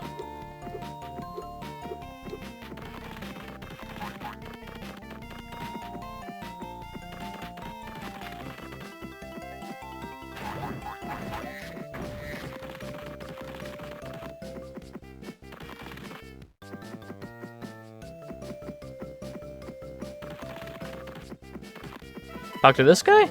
Pierre. Randall McCandle. I found Pierre McCandle. You're a big help. Now we can sit down and enjoy the festivities. What did I just sit on? Oh, this poor bug. What the fuck was the button? There we go. You captured Sunny. All right. Well, we only have... Apparently, we only have 12 more fireflies. I'm gonna keep doing that. We only have 12 more fireflies to get. So I think we're doing pretty good. So now I just have to think. So we missed 2 fireflies in that last level, kind of on purpose. Definitely intentionally on purpose. No, I want to. Oh my gosh, there isn't a button just to go to the front of the...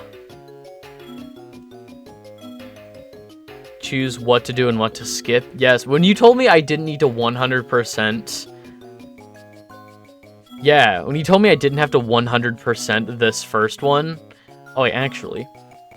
Hooray! 59%.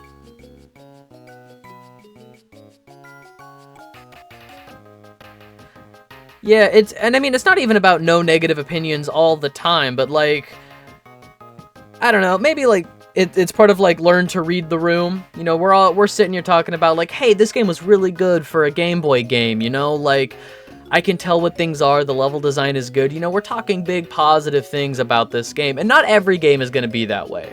Like, when I was playing Bubsy 3D, absolutely, that was a terrible game. Bubsy 3D was a terrible game. But, like, we're sitting here talking like, hey, there are worse Spyro games. You know, like, the one before this was bad. Season of Ice was actually bad. But, like, this was a huge improvement, and we're talking positive things on this game. So to just, like, swoop in, just to, like, undercut that with, you know, immediately point at somebody like, that looks ugly, like right in the middle of us being like, man, this game's nice. 95% of the Game Boy Advance library was ass. Yeah, this is really impressive for a Game Boy game. All right, so let's... Oh, I'm missing a whole level.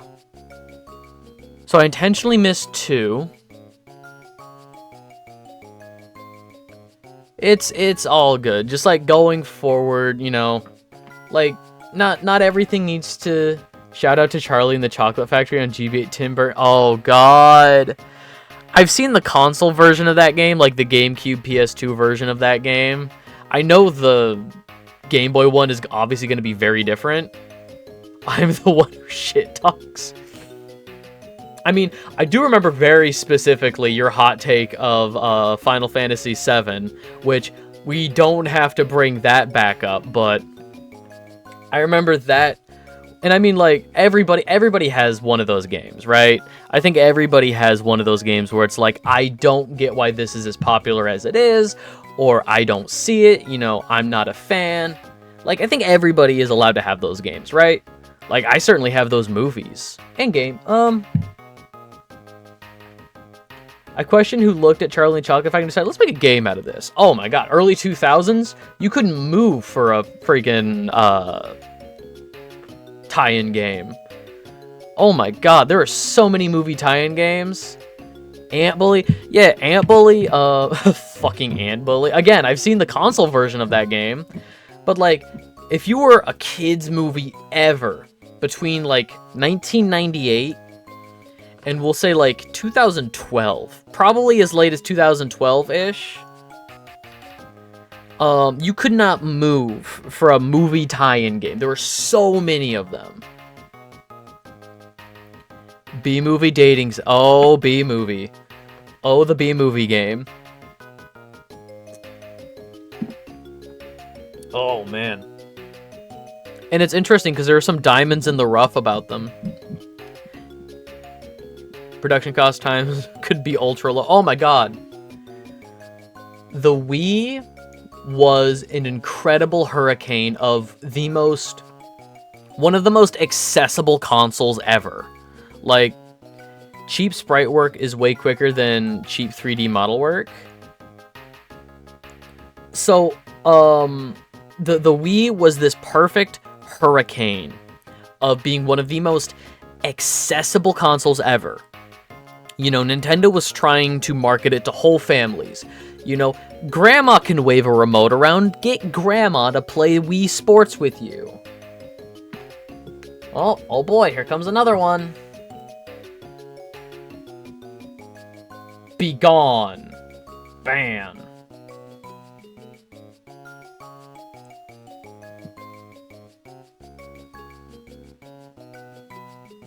Is living proof that we as a species shouldn't be introduced to alien life forms to avoid judgment.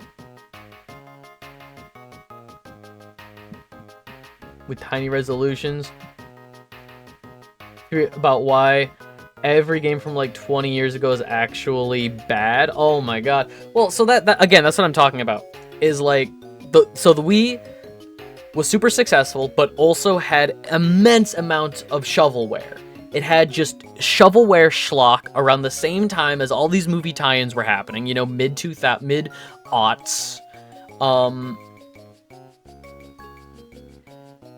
But, like, there were some genuine diamonds in the rough. Fuck, what was that game? There was a game, I saw a video about it, White Man with a YouTube channel camera, 3-hour retrospective. God, what was that fucking game? I think it was Noodle did a video on Peter Jackson's King Kong. Do we get so much hate and vitriol? I don't see that. Yeah, diamonds in it. Like, this game is a diamond in the rough. Peter Jackson's King Kong video game was actually, like, competently made, had its own story, and was genuinely good. The Simpsons tie-in game. Simpsons tie-in games were hit and miss, but around that era, like, Simpsons Road Rage, which was just Crazy Taxi, Simpsons Hit and Run,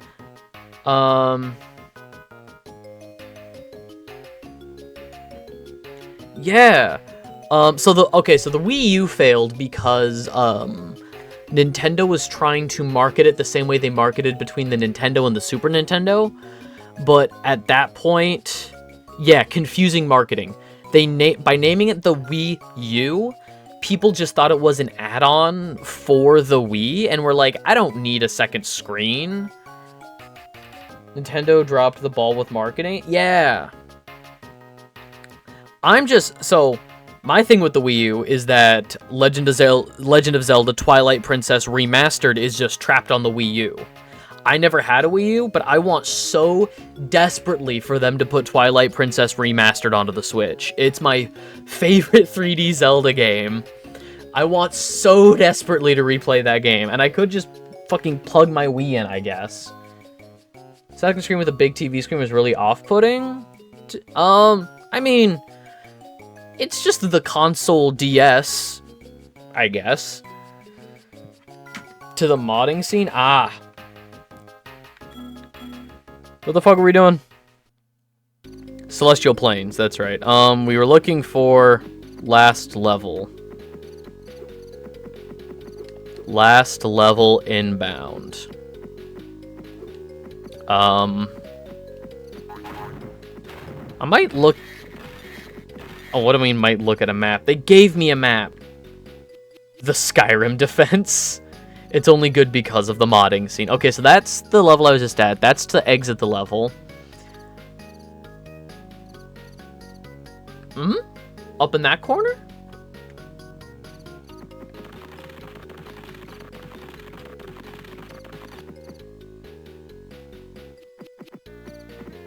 Can handle it, but Wii U emulation is pretty good. Zelda games are playable or perfect. Yeah, but you know, with the recent big takedowns from Nintendo for like all the big like emulation, you know, rest in peace Vim's Lair and stuff. But Watertopia. Where the TV's over there and the D-pad is in your hands. You mean like a normal... Yeah, Dragonette, that's how... And the pad is in your hands. I mean, I guess? Pad is... Because, like... That's how controllers work, so I don't know how a second screen would... I mean, maybe? Between 3 separate messages? Well, I'm not staring at my controller. Exactly, me either. Alright, what's going on, mermaid? Oh, it's the same mermaid! Steffi. It's great to see you again. Welcome to our city by the waves. It's too bad you couldn't see it under happier circumstances. Rhinox soldiers just stormed the city and we can't do anything. They're really tough. I wish someone could get rid of... If only... So you're supposed to look at it? Yeah, okay. I see that. Again, I never had a Wii U.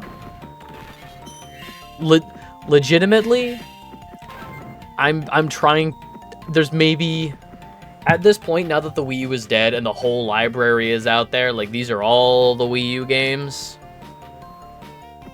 I think I can only think of, like, maybe 5 single-digit number of games. Probably more than 5, but single-digit number of games I would get a Wii U for. And upwards to, like, 9 games is not enough to buy a retro console. Especially since, like, they're immediately, like, way... Like, the secondhand market for games is fucking insane. It's just not where... Oh.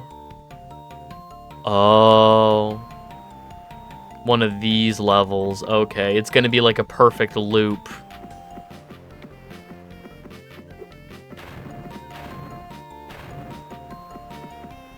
Oh my god. I remember... Oh my...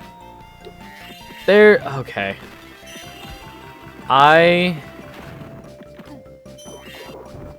remember I worked at a... The whole Wii isn't for babies anymore. Now, to be fair, the Wii had M-rated games. The Wii had M-rated games. It was, you know, they were trying to make a console for everybody, and that included a majority of, like, you know, rated E to teen games. Yeah, the public image of Wii is for babies. But, oh my god. So, I worked at... Problem with the Wii U secondhand is that they're more likely to be less functional since the tablets get so abused like any controller. So the alternative... Fair. I'm gonna get going. Hope you have... Yeah, see you around, Dragon Boy. Have a good one. Have a good one, Dragon Boy. Fuck you. How do I... Sure. I'll just fucking take that, I guess. Because I don't remember the last time I save stated it. We can just do that now. You can just... Where the hell am I? There we go. Yeah, so, like, I'm probably never gonna get a Wii U. Which, you know, kind of sad, kind of whatever. But, okay, so... I worked at a GameStop. I worked at a GameStop the year the Switch came out. My first day in retail. Struggling to decide whether to eat actual food or easy comfort food for dinner. You could have comfort food every now and then. Little comfort food's not bad. So, my first day of retail in a customer-centric setting was Black Friday 2017. The year the Switch came out, on the busiest retail day of the year. That was my first... And here's the thing. I love telling this story because the manager that hired me wasn't even the manager that was there on my first day. So the manager that hired me was doing really well at current store. And so corporate said, we're going to put you in a bigger store to see if you sink or swim. So they swapped the managers. All of a sudden, both these managers, because it was corporate's brilliant decision, all of a sudden it's like, hey, corporate said my 5-minute commute to work is actually going to be half an hour commute to work. So these managers had to swap stores. And so I come into work, like at open. Manager was like, hello, welcome in. I said, I'm here for work. And they said, oh, you're new. Buckle in, Buster. It was basically, so I started working at GameStop, like, as the Switch. I started working at GameStop when the Switch was, like, just released, when it was picking up steam, when it was big, so we got a lot of Wii U trade-ins. People who were like, Wii U bad, Wii U no game, give me Switch, which have game. And, fucking hell, we got so many. You would think Zombie U was fucking packaged with the Wii U. Every... Ishtar? Alright. With how many copies of Zombie U we had traded in with the fucking Wii U, you would think it was packaged. It was? Bullshit. They did not... How long? How long was it packaged with the fucking Wii U? What are you talking about? They packaged an M-rated game with the Wii U?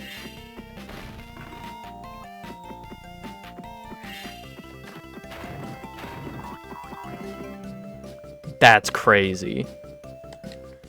Agni? Oh my god, these are just... This level is literally just, like, fire gods from different mythologies. I remember playing Agni and Smite.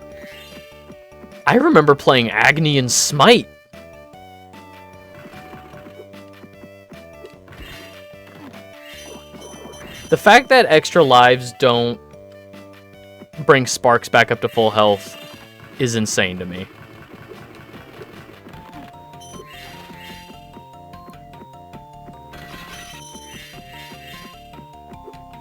Okay, it's like a pseudo-Atlantis Greco-Roman thing. Yeah, I caught that. I figured it out. But, like, Agni is, Agni and Ishtar are not Greco-Roman. Agni is Hindu. And Ishtar I believe is Mesopotamian. For like a year or two since it released, Ubisoft hyped it up as an exclusive. Rayman Legends was also supposed to be exclusive, but Ubisoft said, fuck you, delayed the game to make ports for everything else, even though the Wii U version was finished. Interesting. I mean, I'm not surprised that there was a push for exclusivity, because, you know, I appreciate that Nintendo's just kind of been doing their own thing for a while with consoles. You know, they're not too worried about staying competitive. They're just like, hey, ours has motion controls. Ours has screens. Ours is mobile.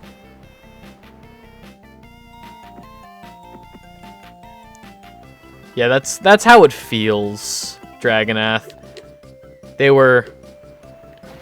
Well, that's fine.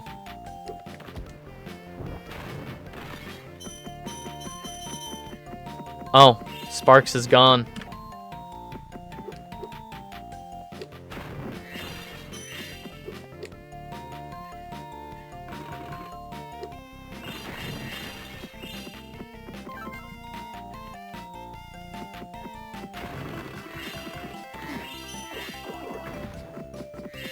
What's going on in here? Stacy. I am Queen Stacy. EA thought about it too, but they put out Mass Effect 3 on Wii U and nothing else. Not even 1 or 2. Same with Squeenix, Deus Ex, and nothing else. Like, getting exclusivity on it, it's such a... So I don't believe in console exclusivity. I think console exclusivity, unless it's like specifically, you know, mechanically this game only works on the DS or something. You know, if what you want to do will only work with touchscreen second pad, like The World Ends With You.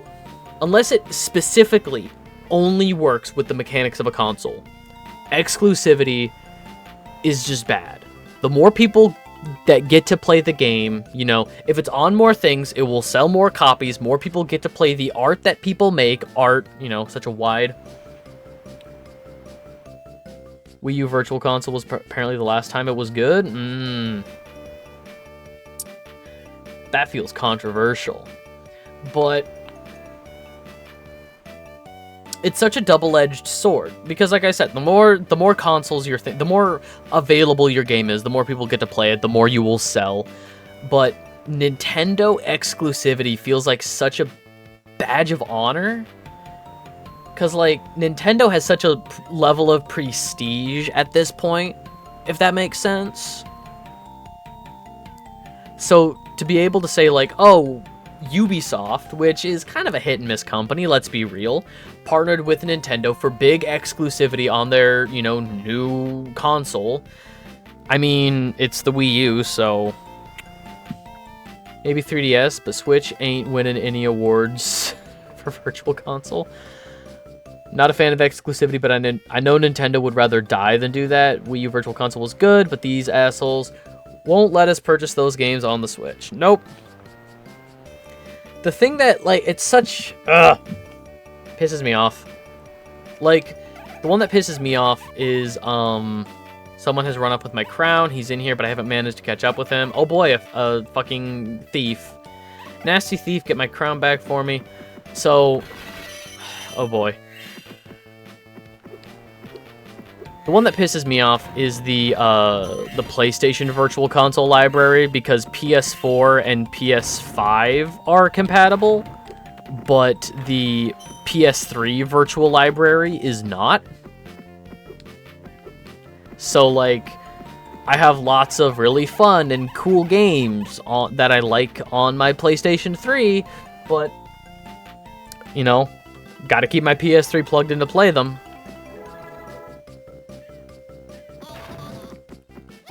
Like, I'm just gonna look around for... Could put money if they made a Super Mario Maker, but for Pokemon? Oh my god. Make your own Pokemon game? Alright, let's look for this asshole.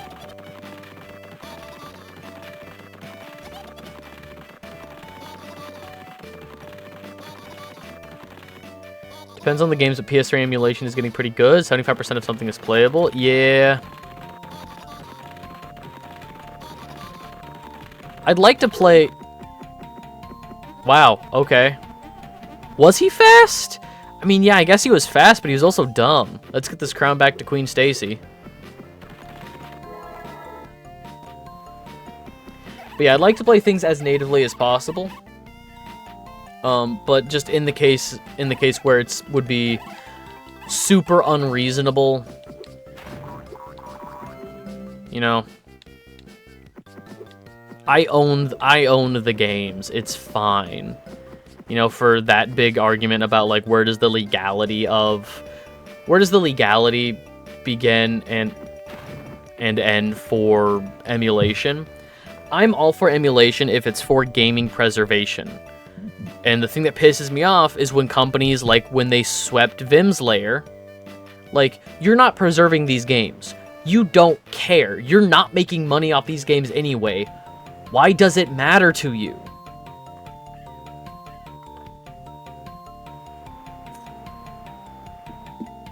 I digress. Let's, where's the map button? That, in that? Yeah. Okay, so then I gotta jump from here, it looks like.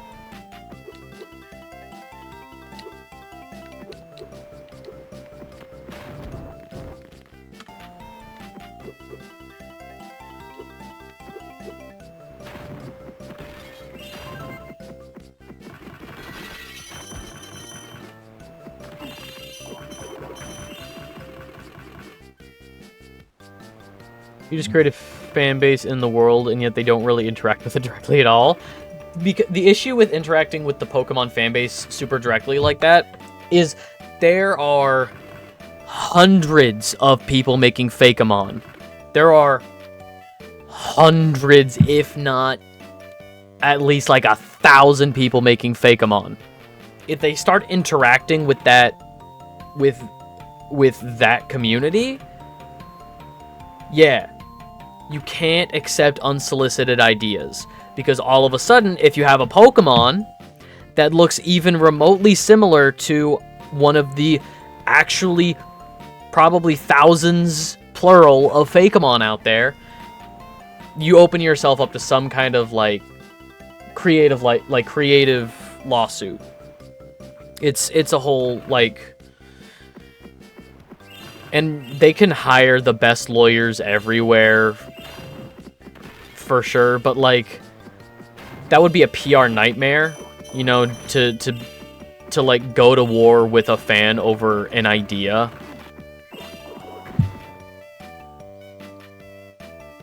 Piracy isn't a monetary issue as much as it is a service issue. If you're willing to sell old games with a better, more streamlined experience, why wouldn't you buy it? Yeah, and that's the thing too. Like, emulation is not about like, oh, I need to sell these old games for money. No. It's literally, we'll take care of these since you won't. You don't seem to care, but we do. So I guess it's our problem. Why don't they actually hire these people to make multiple quality Pokemon games instead of mid-reception we've gotten for a decade at this point? Maybe it's probably a pride thing. You know, if you look at the work culture, admitting that they need help would be a bad look for what makes the most money out of everything ever, the most lucrative franchise ever. If you look at like the workplace culture, it's probably a matter of pride. When you look at the people that they do hire to make Pokemon, like we'll just take Scarvi as an example. When you look at Scarvi, they hired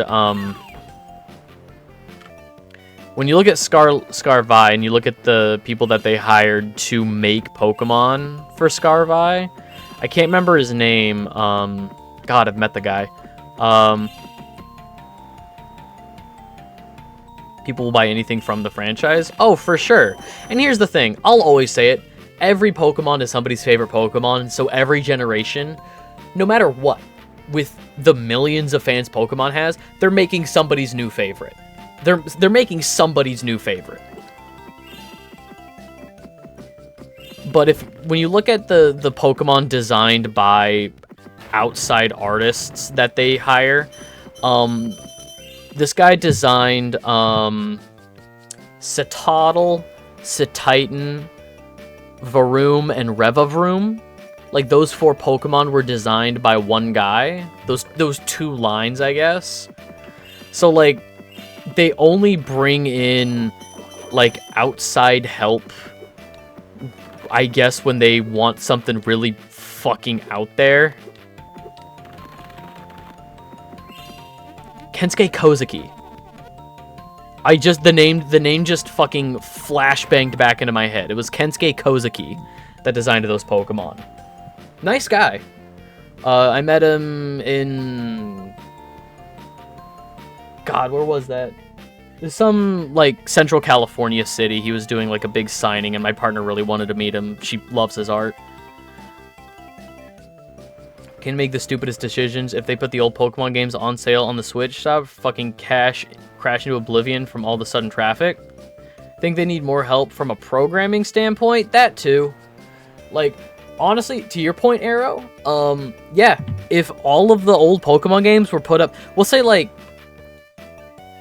at least the Game Boy games, because we saw how The World Ends With You, we saw how that was ported to Switch, and that didn't do super well. So trying to get DS and 3DS games viably onto a console with one screen, that might be a little more finicky.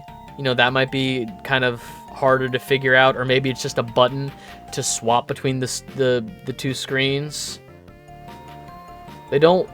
Also, hey, what's going on, Mew? They likely don't want it to cut in sales, etc. The World Ends With You is different than Pokemon?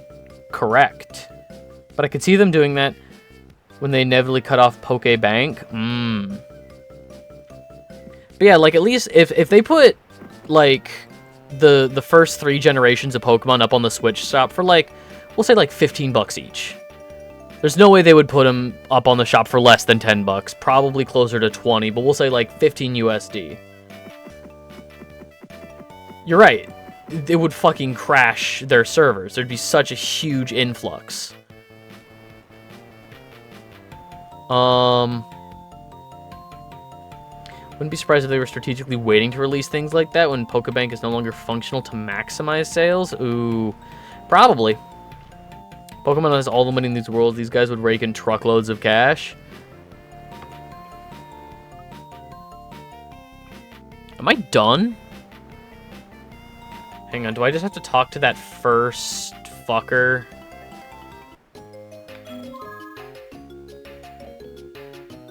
Oh, and get the last ice flower. Okay. Where the fuck is that ice flower?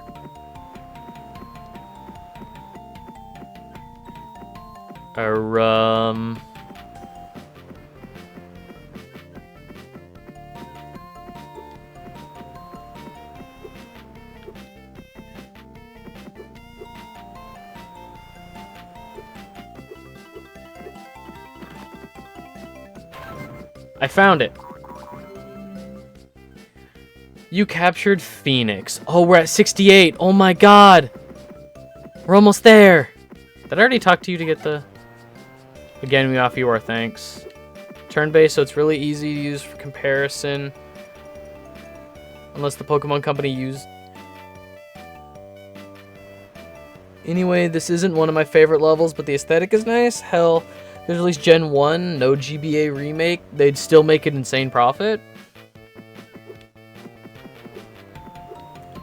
Look, we all know that the Pokemon Company basically just has a blank check to print as much money as they want. Okay, I think... Oh, fuck. How do I get back? How the hell do I get back?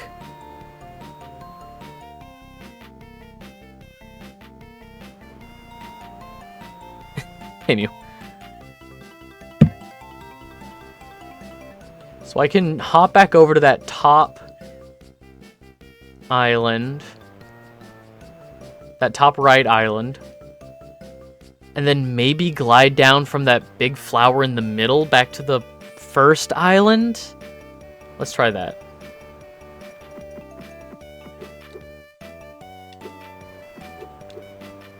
Moving platforms that aren't on the map? Excuse me?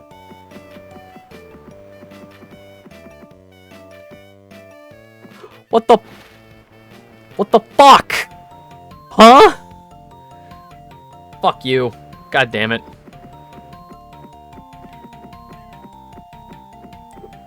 Where the hell am I?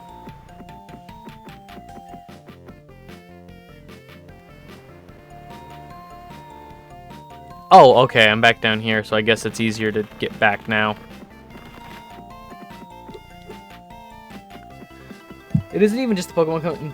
Why bother with the subscription? You can charge 10 to 20 for decades-old games. Yeah. Oh, I'm so fucking tired of subscription services. It's ridiculous. Everything. The thing is, it's super lucrative for companies because you're paying monthly to own nothing. You're paying monthly for the license to stream all of these games or movies and stuff, and then they can just take things down whenever they want, you know? Streaming services for, like, movies and stuff, like Netflix. Netflix cycles out movies and shows, like, every month. They get new... Since two of my favorite franchises were compared. I know you... If you pay a subscription, you could get radio. Fucking basically. We won't talk about how that's a real thing in the States with... What is that company? iHeartRadio? You can pay for a premium radio service? No, but that's a real thing. Oh, I know. I know about iHeartRadio. I know about iHeartRadio because apparently my podcast is on it. The car subscription, not just the radio. Oh, yeah. What was it, Lexus? There was some car company that was like, you can pay premium for heated seats. We'll turn off the heated seats remotely. Yeah. Alright, I think we're done here.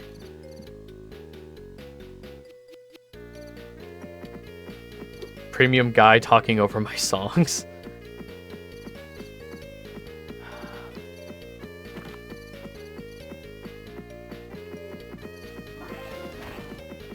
Okay, let's go do the fucking gulp boss fight.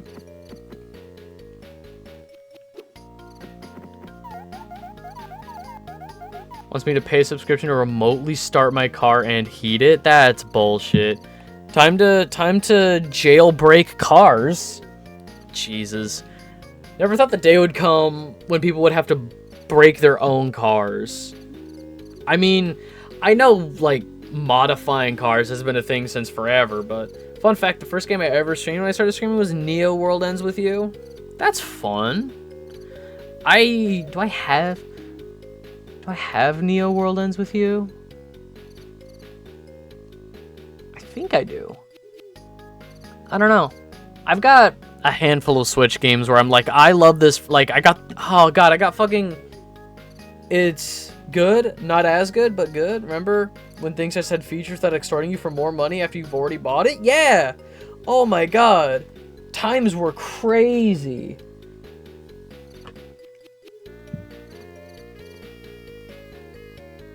Subscription services for anything but music, TV, and movies is going to be the deepest layer of hell. Whomever invented. Gotcha.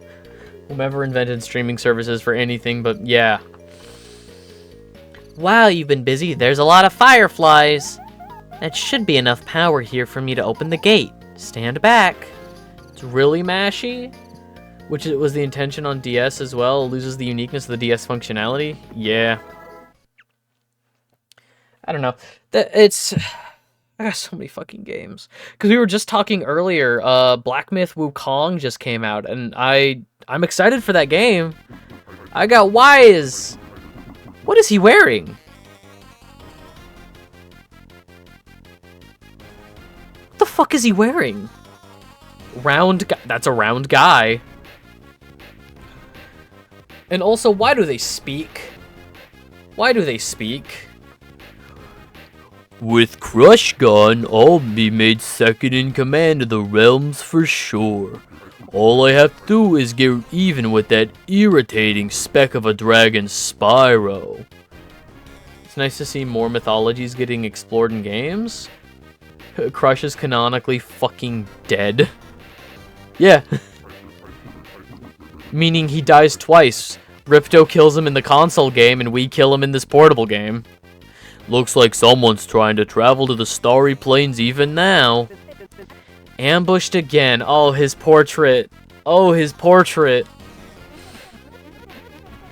Hey, is that Gulp I see? He looks bigger than the last time we ran into him?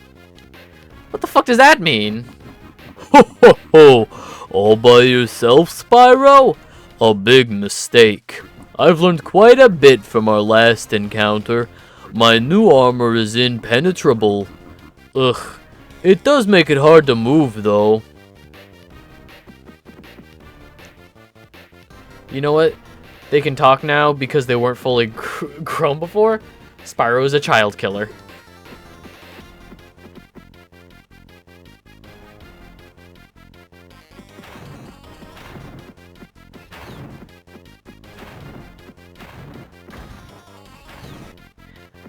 Should I try and freeze that? Can't freeze that. Want to drink this juice lava? Kinda sounds like a mob boss.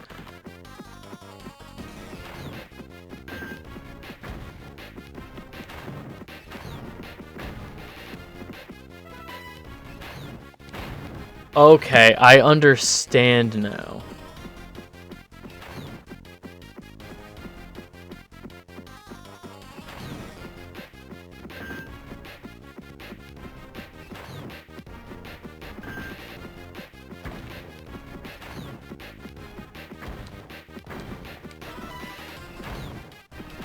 Okay, I get it now. Fuck. We'll do circle. And there's no health here, right?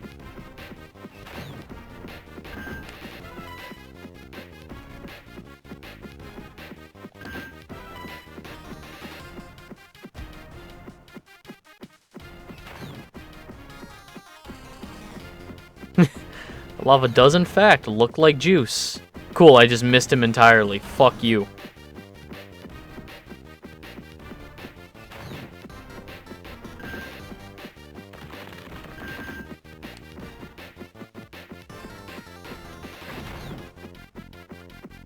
Wait for him to not be firing bullshit at me. Hooray! Armor's gone. This can't be happening. Beaten by my own missiles again. There's an island you can glide to with sheep. I'll look for it. Doesn't matter. Ripto's secret volcano lair is almost complete, and you'll never fight your way in on your own. Never!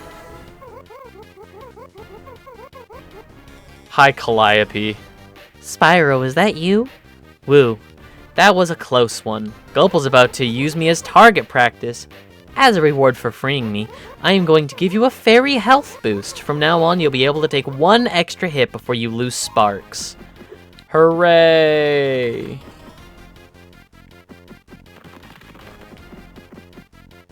Ah.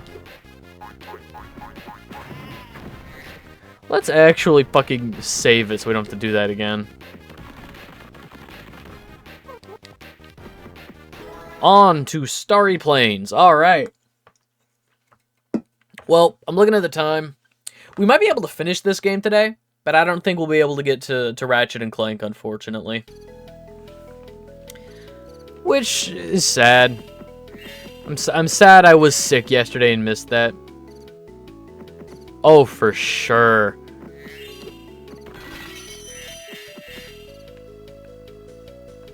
This hub has the level with the slur in it. All right. Everybody. It's fine. We don't have to talk about it. We don't have to worry about it. You know what? I've got so many dragonflies or so many fireflies, I can just ignore that level. So it doesn't catch you off guard. All good. I know about this. It's got the G slur. It's got the G slur in it. You know.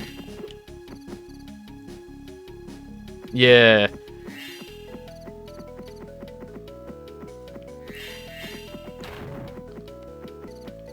No, not Grinch. You captured... Actually, wait. What if I just don't go to any of the levels here? What if I just beat the game right now? Wait a minute. I need 75? Gaijin. Basically.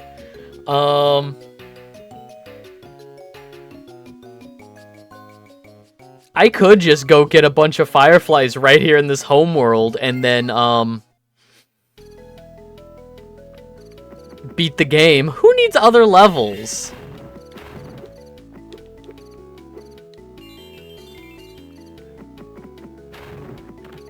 What do I do here? What do I do with you?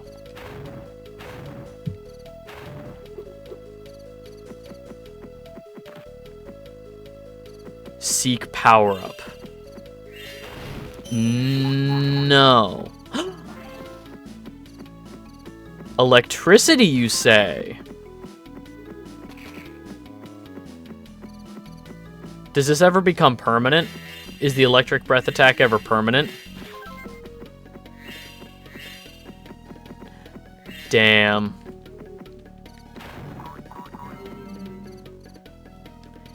Griller.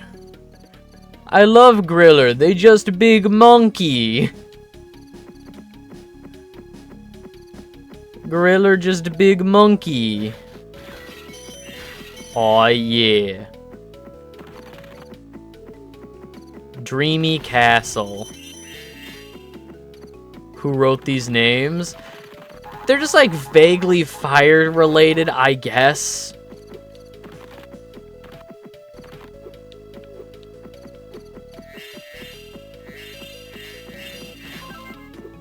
Do you know which level it is, Dragonath? Do you know which one is the yes? Is it this one? Is it this one? No? Okay. Oh, that's just the Return to Celestial Plains. Alright. I got, like... It was the times... It's near the bottom of the level? Okay. Like, I'm not too concerned about it, like, appearing on screen. Just, like, if we can avoid that level entirely, I think that will be for the best.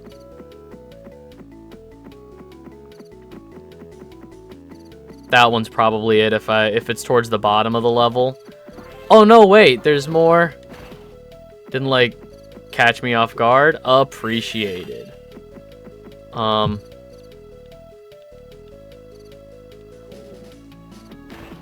Excuse me?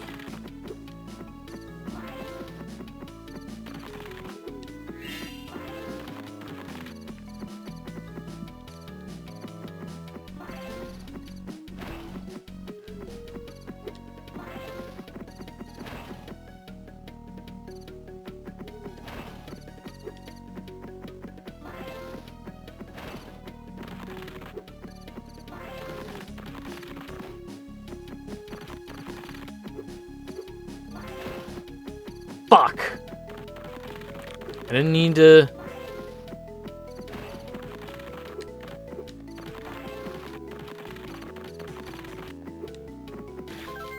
There we go. Okay.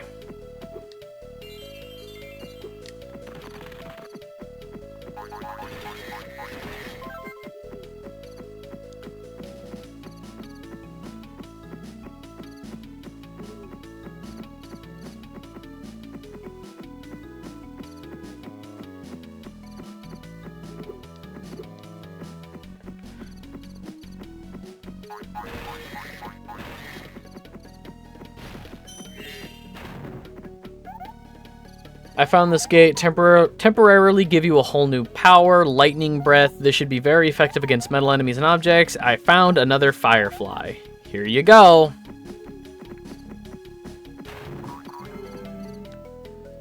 You captured Seer. Is this one it? She looks like a Muppet in that portrait. Doesn't look good. Is this one it, Dragonath? I'm not sure. Alright, everybody, brace yourselves. Nope, this is Moon Fondue. Okay, then I'm guessing the other one is over here. There was one... I'm guessing that one's it. First one you found at the bottom? Okay. Yeah, we just won't worry about it.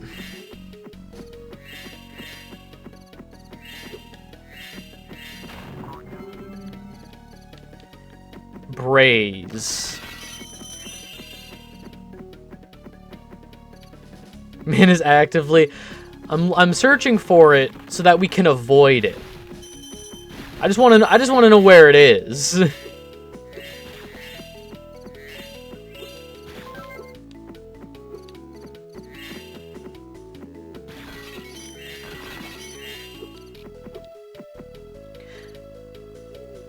Like a luck or magic themed level without that name. Yeah, because I mean, like, there's what was it? Because the way that you described the level, so in terms of like times they are a changing, because that word I was searching. Yeah, I just wanted to know what it was, okay? I was doing research. In terms of like times they are a changing, because you know that word was like acceptable for the most part for a time, you know. People are just now coming around to kind of the history, you know, what's going on. Fortune tellers, pretty insensitive. The aesthetic is more aligned. Yeah. Kind of playing into stereotypes. Now here's the thing. Here's the thing. Volcano Vaults. Bye, Agent 9. Here's the thing. Yeah, those... Because...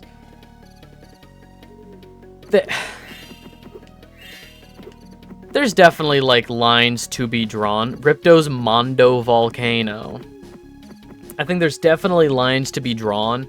Because, like, when you just have, like, blanket tiki levels that are, like, generalized... Oh, this is... island themed. This is Pacific Island theme. Or when you have those levels of like fortune tellers and the magic stuff, how you say like more aligned with witches. Yeah, or like the general Asian like levels and stuff. Like the one that I think is so funny that is still okay, that we don't talk about as also being like, this is a stereotype, is the fucking leprechaun themed levels. Like, we had Shamrock Isle at the beginning of this game, and that one isn't like pointed at as not being okay. Like, as somebody of Irish descent, as somebody heavily of Irish descent, I think that shit's funny. I love the leprechaun themed level. It's never Ku Lane. Exactly. It's never like the cool shit. It's always Lucky Charms, right? It's always rainbows and shamrocks and luck themed and horseshoes and all this bullshit. Which I think is funny. Alright,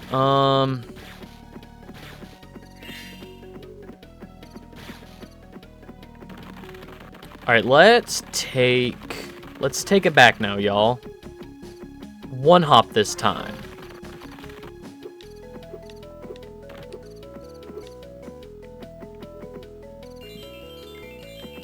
That's fine.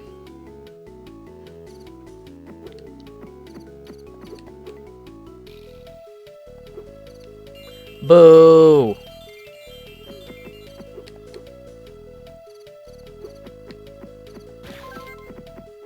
Get that one.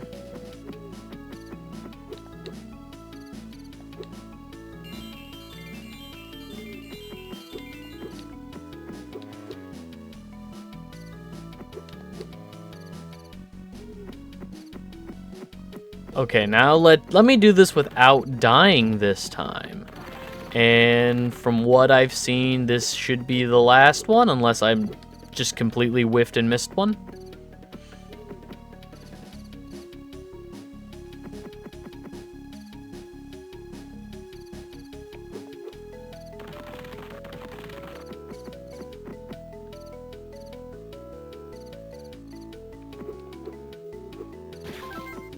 There we go. Cool, so, you captured Broil.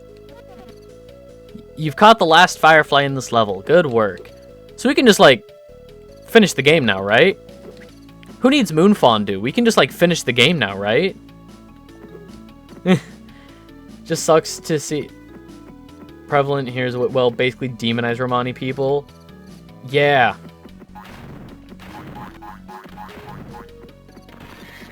Oh my god. Like, yeah, no, because, like, when you actually learn about, like, the history of that word as a slur and realize, oh no, this was, like, because, you know, socially, like, as people, I feel like we're very quick to be like, oh no, like, this word isn't okay, you know? And then you'll have the people that swing back into it with, like, I know it's not okay and I don't care. Those kinds of people. Like, which, you know.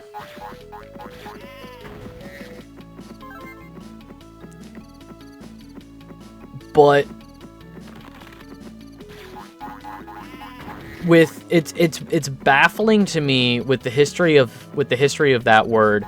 It's baffling to me how many people didn't know about the history of the word, and it was just so ingrained into our into Western society, you know, like it's a borderline, like for decades it was just like a costume. It was just like a caricature of a people's culture, right?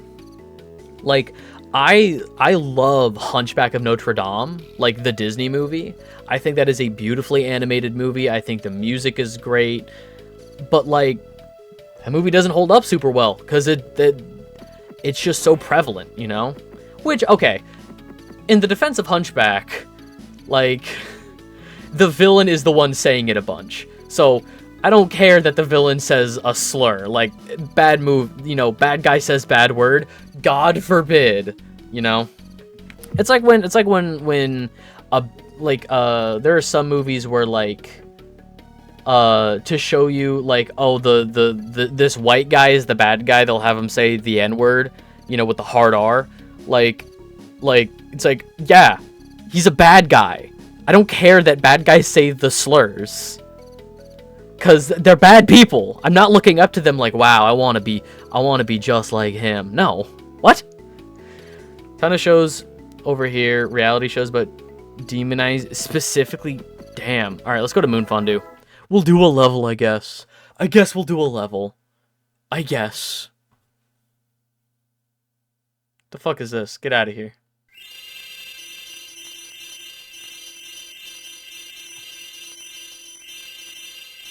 On ads. No, I was just saying that, like, I think, you know, blanket slurs should never be used, you know, but also that's unrealistic. And I was just saying that, like, when a bad guy in a movie uses a slur, I don't have an issue with that because they're the bad guy.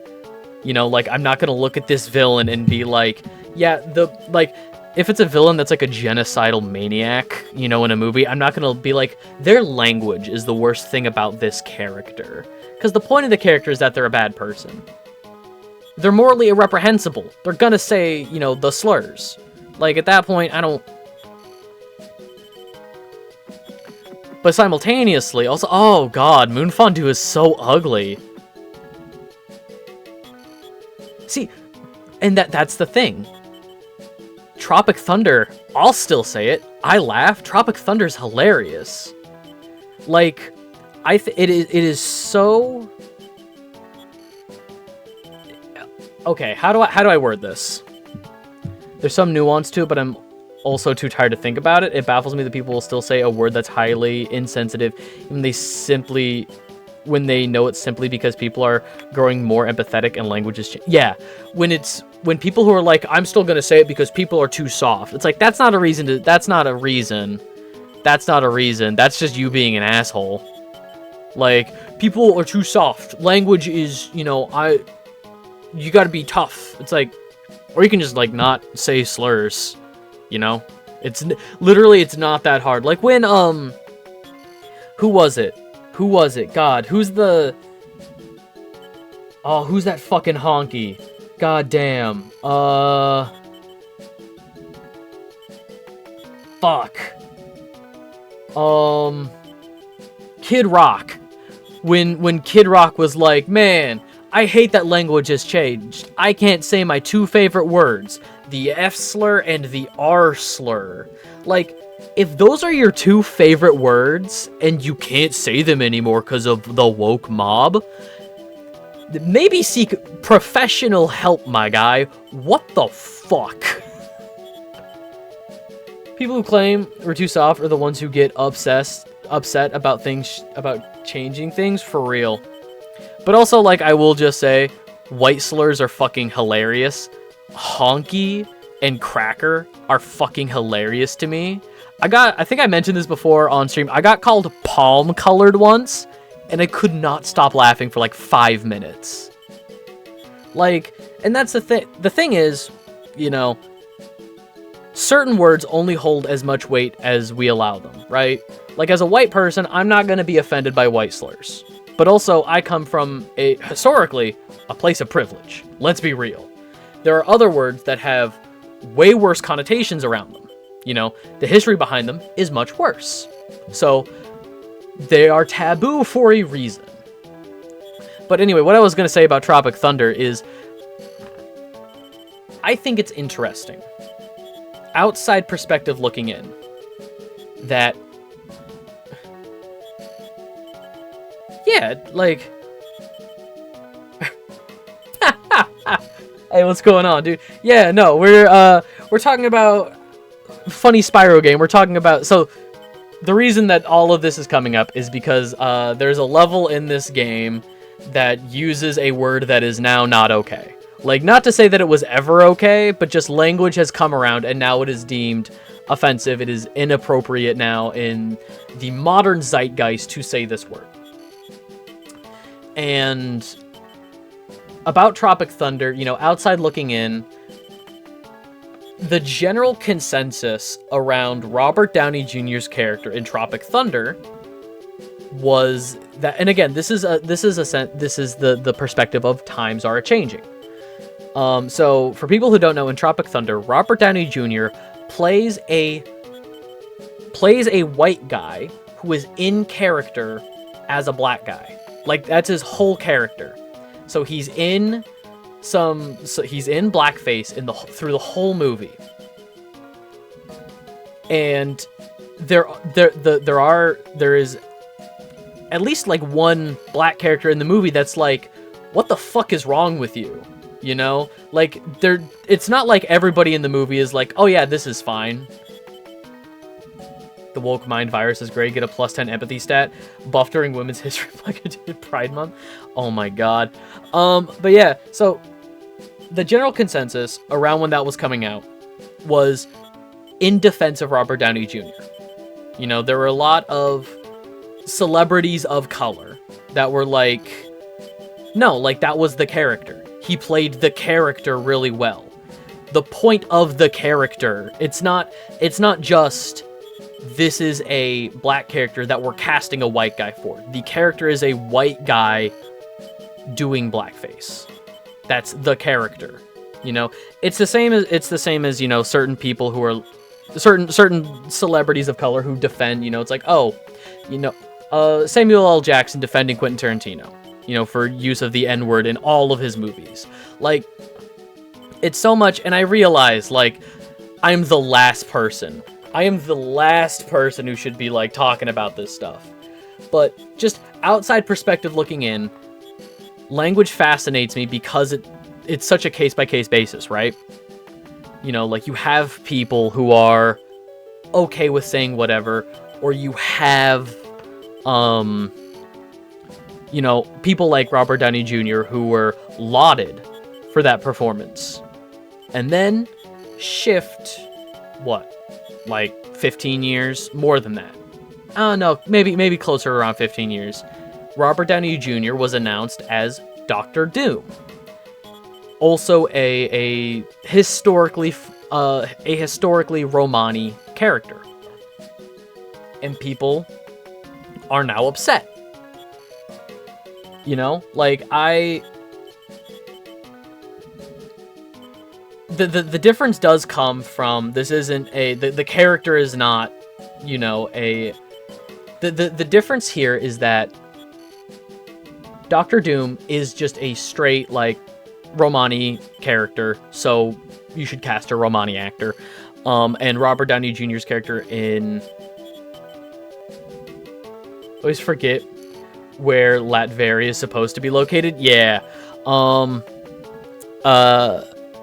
And Robert Downey Jr.'s character in Tropic Thunder was supposed to be like that kind of extreme, you know, the white guy in blackface. The difference where this comes up in my head is, again, outside perspective looking in,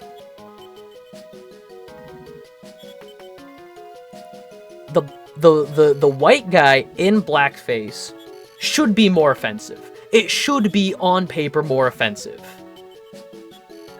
But at the time of release, and I don't know how that movie has aged.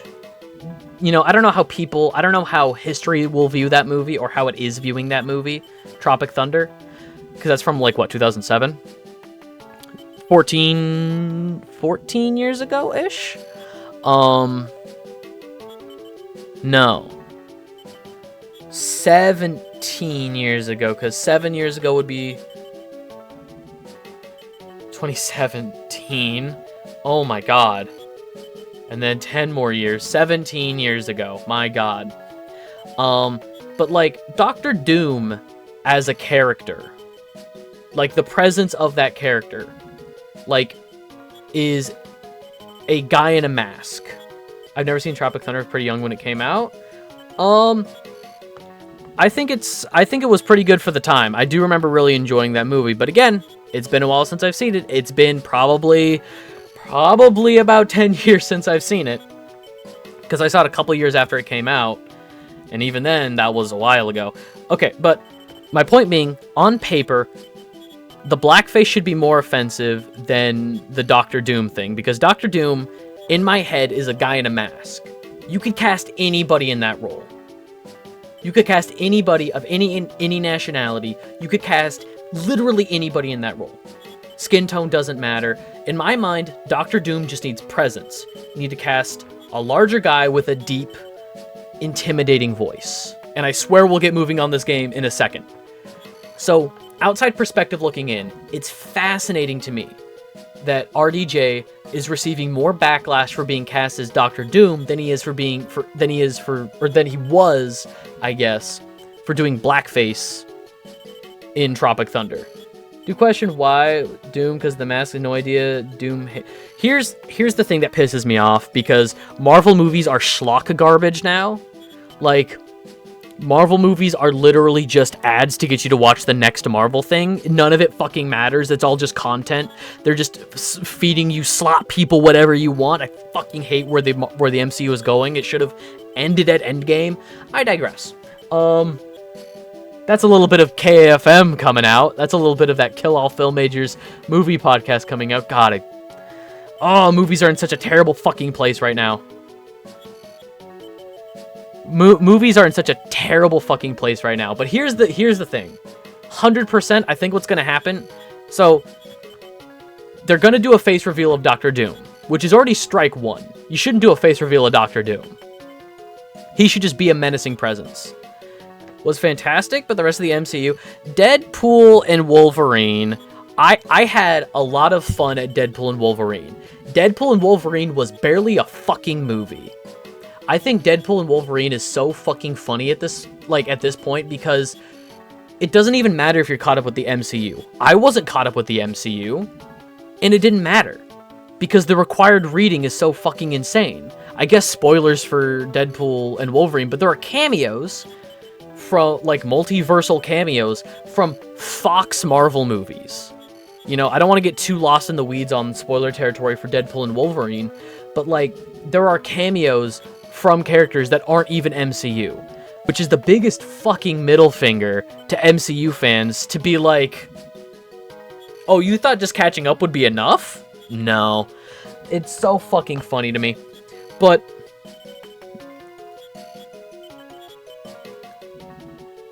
they're gonna do a face reveal of Doctor Doom, and it's gonna be some multiversal bullshit of, like, I'm Tony Stark from another dimension where I'm evil, or some bullshit.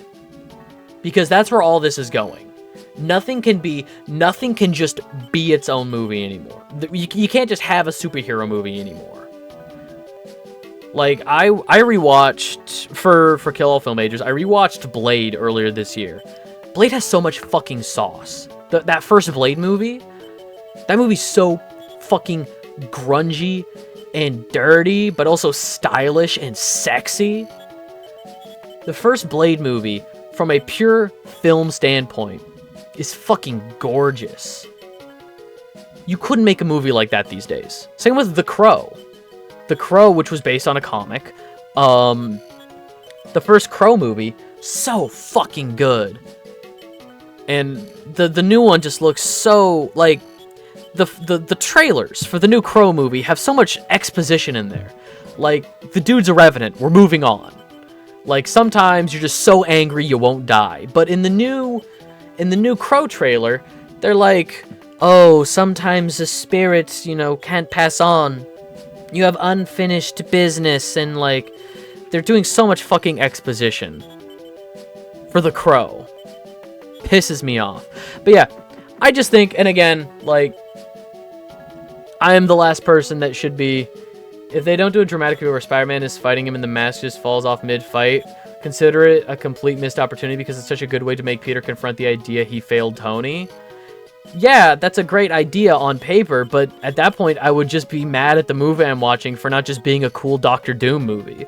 Like, just have Doctor Doom fight the Fantastic Four and I'll have a good time. Mouse. Oh. Mice astronauts because they want the cheese on the moon. Okay, I get it. Oh, but I digress. Yeah, I guess just to put a final point in that, I'm the last person that should, be talking ad nauseum about this shit. But I just think it's fascinating how in the culture shift, RDJ was, like, not, burned at the stake for doing blackface. Because again, that was the character. The character was a white guy in blackface. So on a more meta level, I can see where it's more tolerable. But just on paper, it's fascinating to me that he is getting more hate for playing a guy in a mask that could be played by anybody, in my opinion. Like, didn't have to be a white guy, but they casted a white guy. Project I have slight hope for is Daredevil, because I know the actor is so fantastic, well versed in the comics. Oh my god, they're just doing a season 4 to the Netflix Daredevil show. My issue has become, it's called Daredevil Born Again, and they used a lot of the story beats, or like similar story beats to Born Again in season 3 of the Daredevil Netflix show.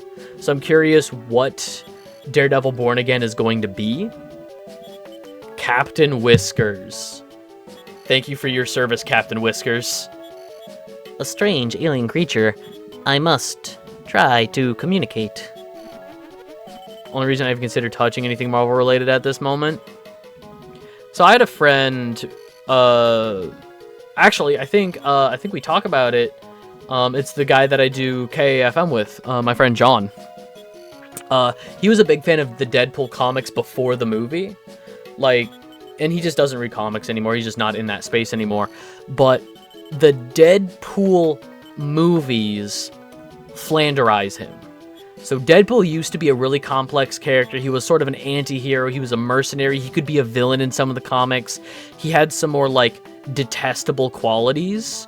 Like, he was actually a like, fleshed out character. At this point, Deadpool's only thing is fourth wall breaks. It's fun.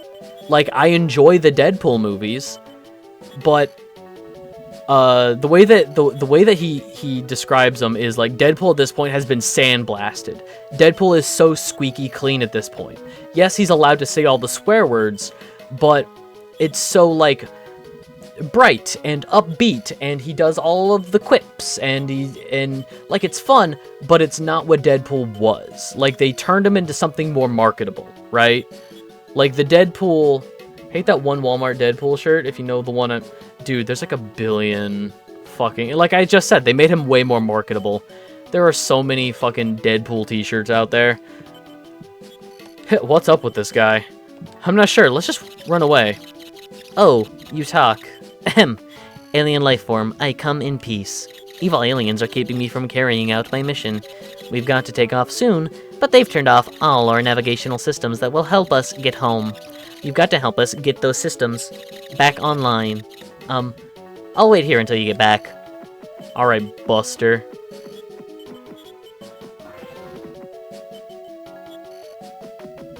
Jeez. It's one of those "Did I offend you" shirts. Man. Look, I think in the right context, in the right context, you know, comedy, they say comedy is time plus tragedy. You know, that's just a saying of comedy. And I think for the most part, you know, we'll say like 85% of the time that's true. I think that, you know, 15% there's just some things that I don't think should ever really be joked about.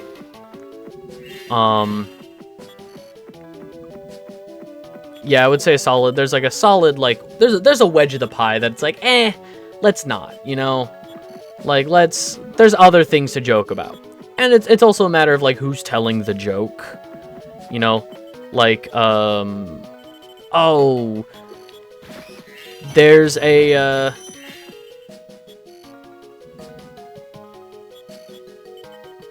oh, hang on. Oh, no, white trash. It fucking... Oh my god. It flagged white trash. Swear to god, every white trash motherfucker around here has it. The problem I have with that shirt is as the kind of statement that Deadpool would also make fun of. This character is so much different before. In my opinion, Marvel fell off on the comics after Civil War. They keep rebooting and rebooting, give me no sense of attachment to them. DC still pumps out fantastic stories. Absolute shit with live action division, anything in animations. Dude, DC in the animation department, I think, is like one of the most underrated. Twitch is actually so cucked. Legitimately, they just dropped. Amazon has a new Batman show from Bruce Timm, the guy who created Batman the Animated Series. That show goes fucking hard. It's called Batman the Caped Crusader, and legitimately, that show goes so fucking hard. I loved that. I have not finished it yet, but like everything that they've done to like reboot the characters is so good. DC was able to make a show. Kite Man has a spin-off show now? Wait, Kite Man has a... So I've seen the first 2 seasons of Harley Quinn, and maybe like 4 episodes into season 3. I need to catch up. But there's a Kite Man spin-off show now? Let's fucking go.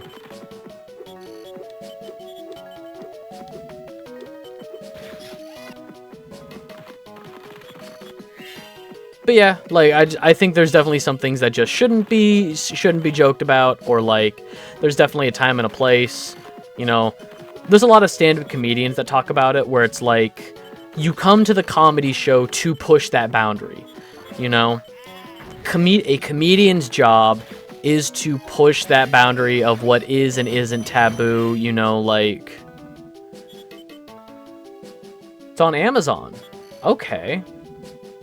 People did not give it a chance because it's a woman gay. People prefer Harley with Joker. Oh, you mean one of the most toxic relationships in comics?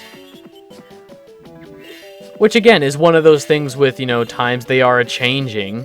A bunch of people were finally like, hey, maybe it's not a cool thing to have the guy, like, beat his girlfriend a bunch. You know, they try and present it as, like, a healthy relationship. But again, I go back to Joker's the bad guy. Joker's the bad guy. Joker... You telling me the bad guy beats his wife? Makes me hate him even more. But, you know, you have the fucking, like, Joker movie, and they're gonna come out with Folia Doe, and Folia Doe seems like it's handling that a lot better. Seems like Joker isn't going to be beating up Harley Quinn in this one. But honestly, like, I prefer Harley with Poison Ivy. I love the dynamic that they have in that show, because again, that is how the Harley Quinn show is how you do a nuanced villain character. Because like, yeah, she kind of just likes doing crime for the sake of doing crime, but her girlfriend is like, I'm not doing crime for the sake of doing crime. I'm, you know, this eco-terrorism that they call it, you know, I'm doing what I believe is right. And it's changing Harley's outlook on the world. You know, it's like, oh, it's not all, you know, fun chaos. There's like a rhyme and a reason to some of these things. Treats Harley's abuse as a serious topic? Yeah. Because they didn't want the kids to be like, oh boy, beating women funny.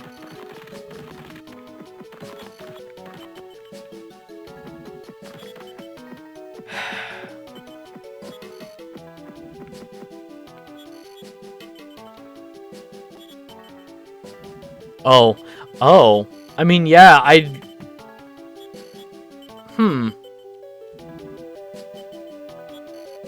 interesting level design. Okay. Okay, so that's the first island. We can go back, no, let's head up. Let's start from the top and work our way down.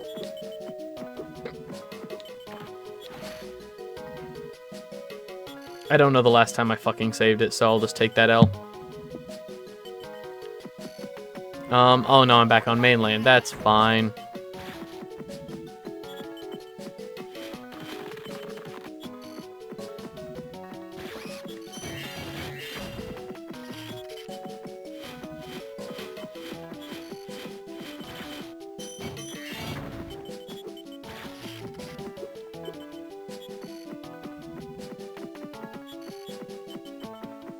Hey, you know what's crazy? So this is like kind of the more tech-themed level, right? This one's actually got like a bearable soundtrack, which is insane. Making Harley into being free. Getting new perspective was such a turn I didn't expect but welcome. She sort of redeemed, but it also... No, fucking... Hang on, I gotta make sure these guys are dead. I can't just...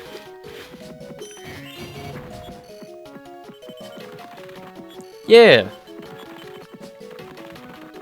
They treat her like a three-dimensional character. God forbid, am I right? You captured Steamy. Once again, this goo looks like a stage hazard. Come on. Nope. There we go.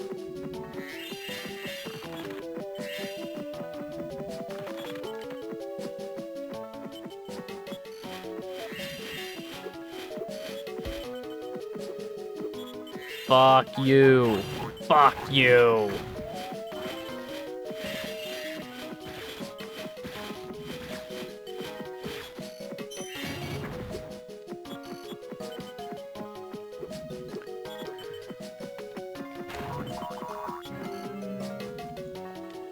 Wick.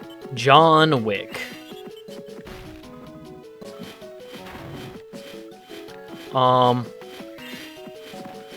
Weird. Why did I lose my breath attack when I went through this door?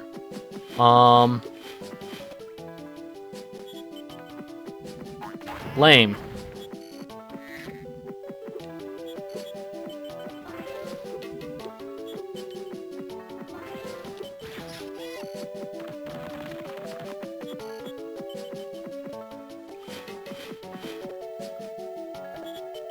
Huh.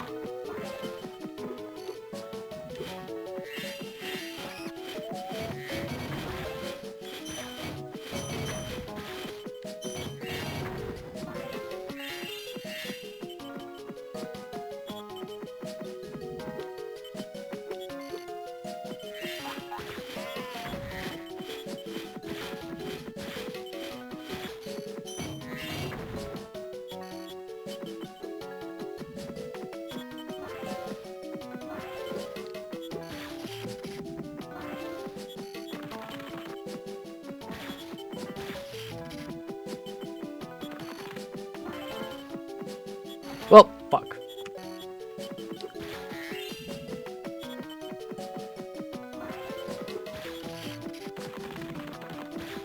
This thing actually has pretty good reach.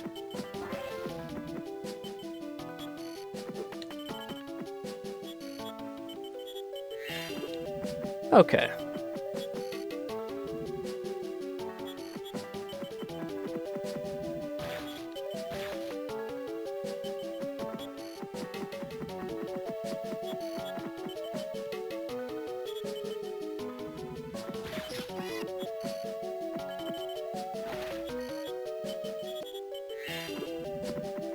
That's fine. We're fine.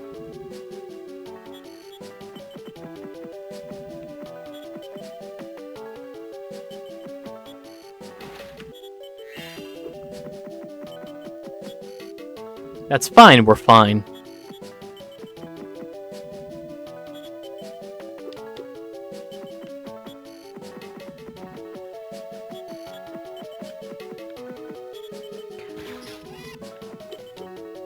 Some of the layering in this game is also kind of funky, I'm not gonna lie. Why? What purpose? Why are you here? I can't kill you, why are you here? A lot more flack for some reason get the comics do in general because they can get a lot darker, take on other themes. I like how DC had LGBT couples characters in comics for over. Marvel tried to do it, but only within the last few years. Plus, calling a superhero pair Snowflake and Safe Space was the... Oh my god, I remember them. Oh my god.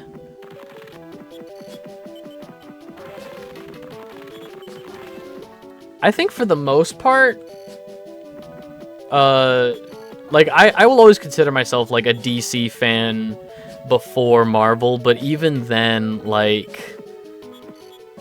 I don't know, Image Comics has been killing it the last few years. I'm a big Image Comics enjoyer. But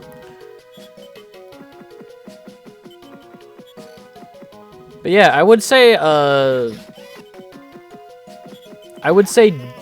DC Comics has more hits than Oh yeah, and it's not even just like Invincible, which has been like their large adaptation, but like Invincible.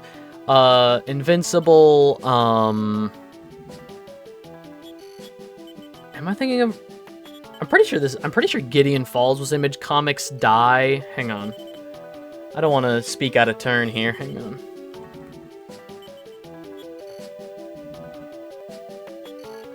Yeah, Image.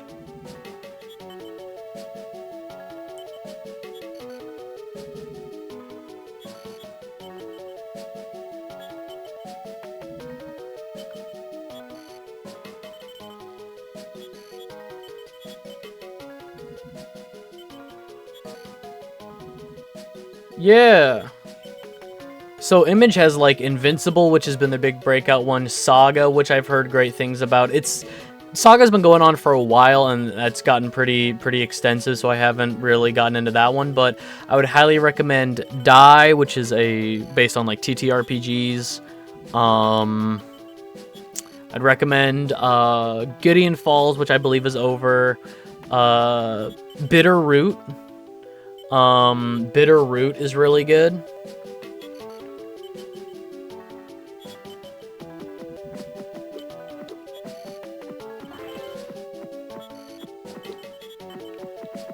Alright, down,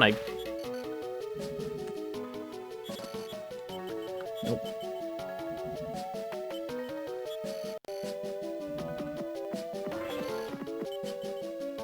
Let's try that again.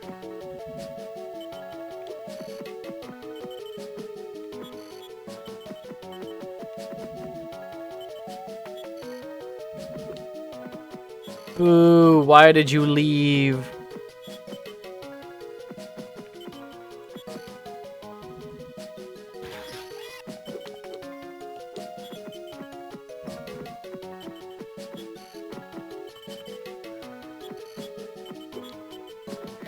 Whomever makes the TMNT comics also is pretty good, albeit definitely carried. It depends. So TMNT is like Transformers. They've kind of been kicked around. Like it feels like every 10 years there's like a new company in charge of Transformers comics or TMNT comics. Like IDW recently, I think IDW recently acquired Transformers but lost TMNT.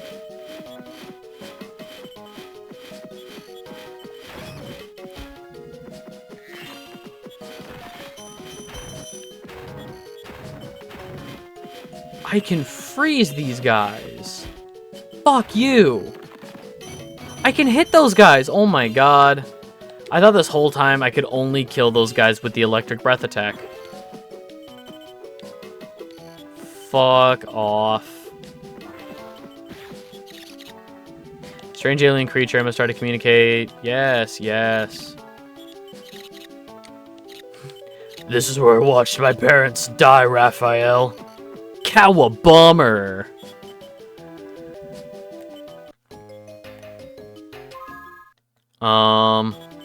There we go.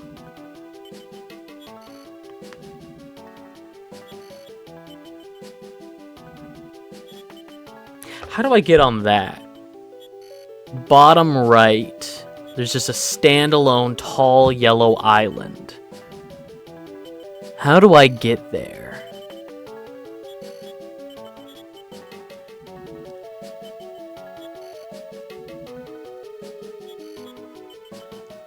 Hardcore parkour. It could be hardcore parkour. I could try some hardcore parkour.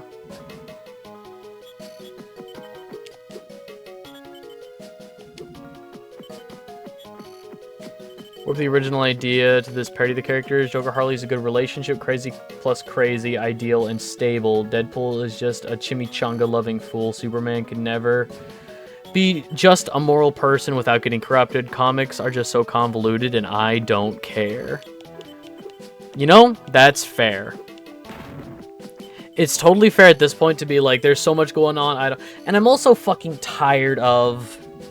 I know we've talked about this before, but like everybody's big twist in their I'm so fucking tired of postmodernism. There's no more earnestness in storytelling anymore. You know, you have to have a wink at the camera. You have to have fourth wall breaks. You have to have meta jokes, self-referential bullshit. You can't just have a good person doing a good thing anymore. So everybody's big fucking postmodern convoluted, like, here's my big selling point for my comic book. What if Superman was evil? And then, I mean, I've read all of Invincible. I know Omni-Man is more complex than that.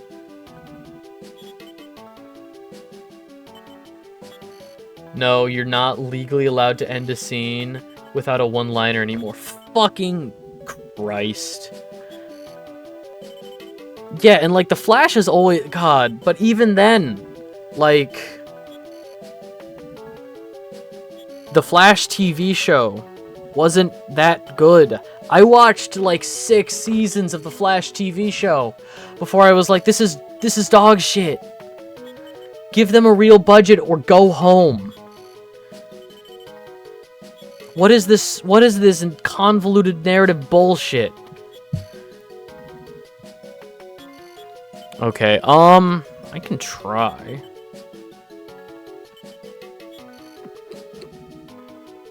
No. Oh, it's just a fucking... Okay.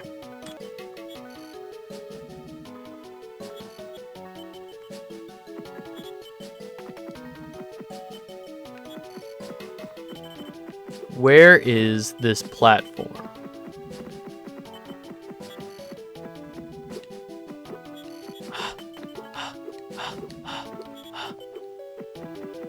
Fuck. Okay. I'll just wait here then. But yeah, Superman, like, Superman's a good guy. Just let Superman be a good guy, which I think is what My Adventures with Superman is. Again, there's so much fucking content nowadays. It's so hard to keep up with everything, and I'm so tired. There's so much content. There's so much content. Hello?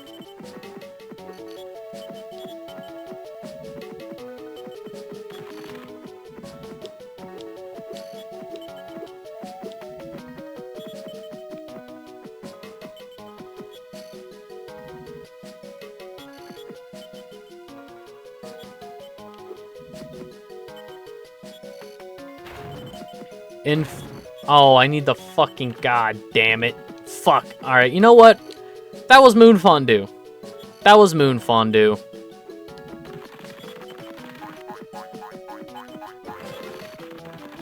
Everybody wave goodbye to Moon Fondue.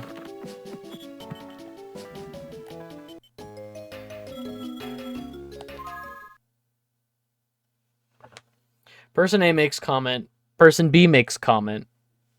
Person says something deep and meaningful. Person A walks off camera while person B stands there as the whole world is turned upside down.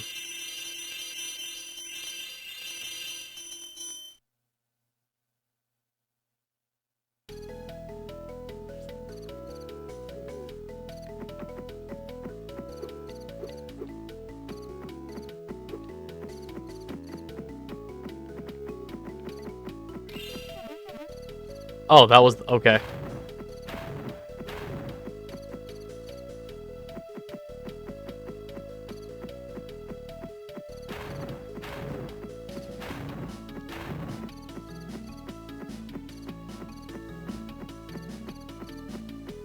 You're right, though, about ending on one-liners. You know, somebody will say something that is, like, deep and meaningful to the plot. You know, something that is relevant. You know, whether it's a... You know, it's like... Can literally tell by the camera work what kind of cliche is about to happen too. Oh, for sure. Oh my god.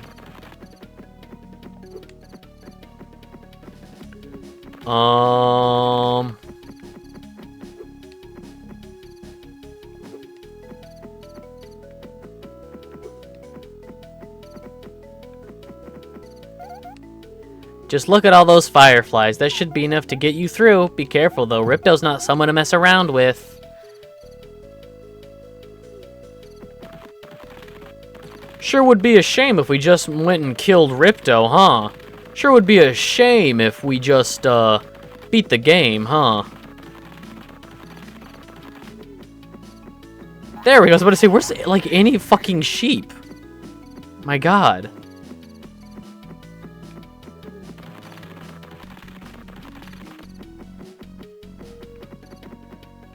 We're just in Moon Fondue.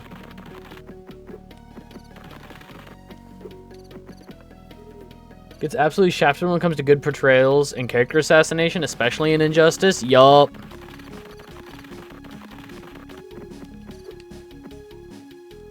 Wonder Woman for sure, like... Because, like, the first Wonder Woman movie was fine. I didn't have... Like, my only issue with the first Wonder Woman movie was that it fell into the comic book movie trope of CGI big bad. Like, third act, we're gonna, like, throw in a big CGI thing for you to fight instead of just, like, a guy. You know, like, even... You know, you can't just have two fit guys just throwing punches. You know, you can't have a guy that's in shape as Superman fighting a guy that's in shape as General Zod. You know, and I get they fly, so that was more interesting. But, like, man, Man of Steel was so fucking moody. Man of Steel was so... Why did they let Zack Snyder make so many movies? Why do they let Zack Snyder make so many movies?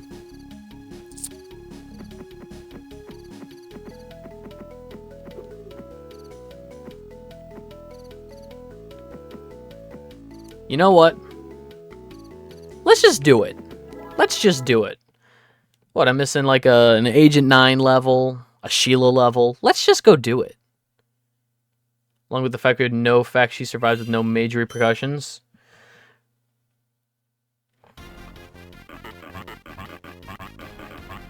That's a sound for him to make. That dragon is always ruining things for me.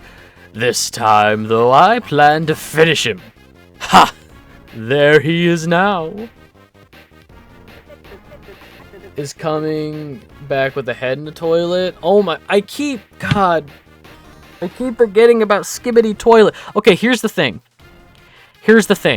This year, I have seen 3 good Michael Bay movies, and I don't know what to do. I have seen 3 good Michael Bay movies this year, so I don't know how to feel anymore. Pain and Gain, starring Mark Wahlberg, is legitimately good. There's no likable characters in it, but it is a good movie. And Bad Boys 1 and 2. He did the first 2 Bad Boy movies, and again, those are good movies. So I don't know what to do. Because I thought it was legitimately just the Michael Bay flavor of big CGI explosion, you know, point camera at Pretty Woman. Here's the thing. And again, not to keep plugging my fucking film podcast, Kill All Film Majors. We talked about Pain and Gain on Kill All Film Majors. Michael Bay holds actual contempt for humanity. And it isn't just, oh, we're gonna make the bad guy do bad things. There are some instances in a Michael Bay movie where the good guy, his hero, will do terrible, contemptible things. And it takes such a masterful finesse to get away with making fun of your core audience. Pain and Gain, so Michael Bay's core audience of just the most, like, film illiterate people who just want to see explosion, just want to see, you know, girl hold beer, you know, scantily clad girl hold beer, the most fucking brain dead redneck, like, the people that you think of when you think of a Michael Bay movie enjoyer. People who unironically enjoy his movies. Michael Bay hates you. Pain and Gain is about Pain and Gain is about like musclehead gym bros trying to commit fraud. And they get a lot further than you would think. But like it is for, like, you can tell, like, it's for his target audience who just like action explosion movie. And but like, it is so insane to me because they're terrible people. And he makes no bones about it. Like, yeah, these are bad people doing terrible things. And like Bad Boys 2 also has an instance where I'm like, oh, these are our heroes? Will Smith and Martin Lawrence, like, there's just some instances is annoying as hell with movies, but that's the thing.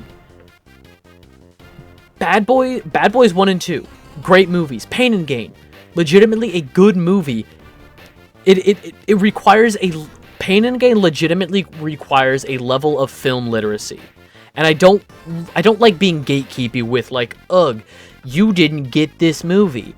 But like, nobody talks about this movie, but it is the most like blatant, like, this is for my fans and I hate my fans.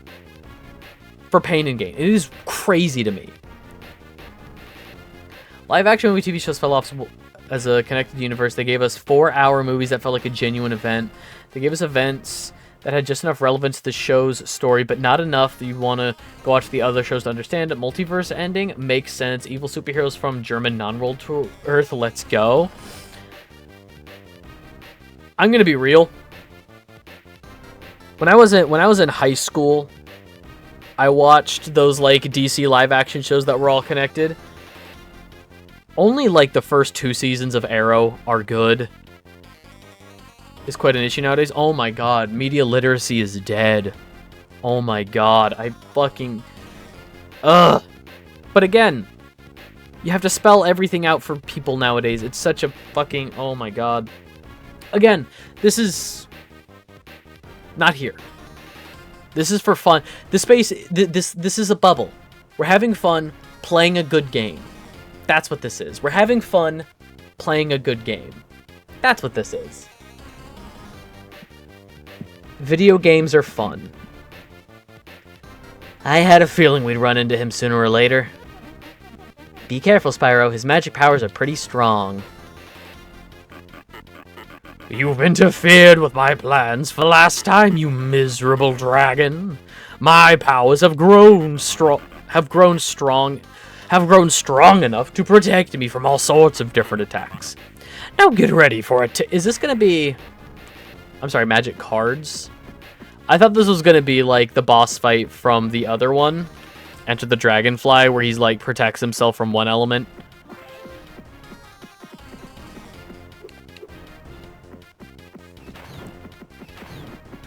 Oh, fuck. I gotta use all of the special. Oh my god.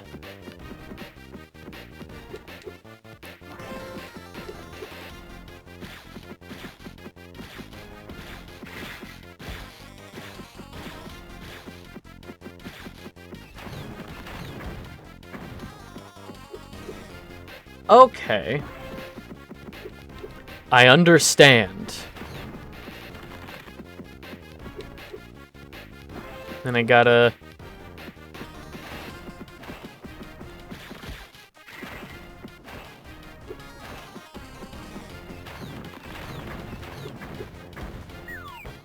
Man, fuck you.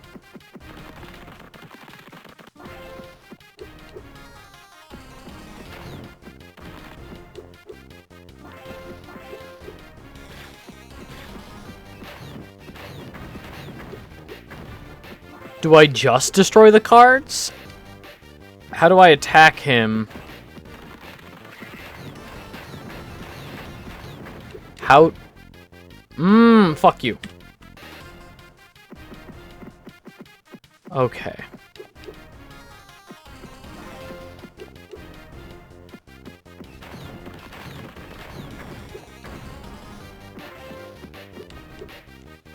Do I need to attack him once I take down his card shield things?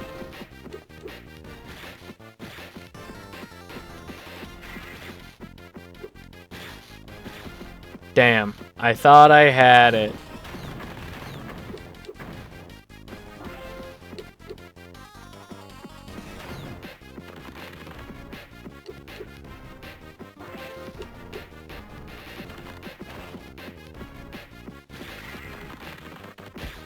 They follow me?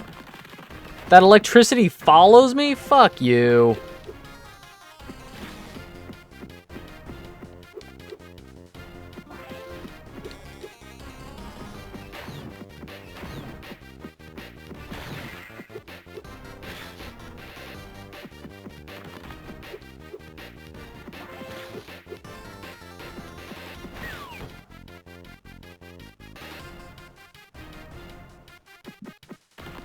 What am I doing wrong? Am I doing anything wrong? Or is that... do I just need to keep doing that without getting hit?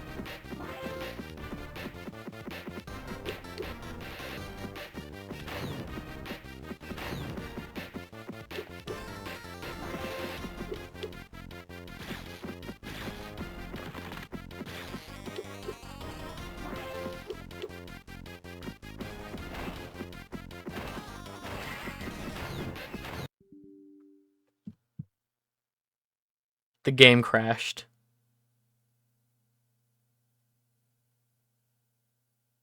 How much am I gonna hate Persona 4 in current year? I'm gonna fucking Yusuke. Oh, his character got completely reworked, right? Like, wasn't he meant, at least conceptually, like in the design documents, or maybe it was like early files that people found, like he was meant to possibly be a romanceable option, but then they swing the pendulum and now he's super homophobic. God, what a fucking travesty. So the game crashed. Boop.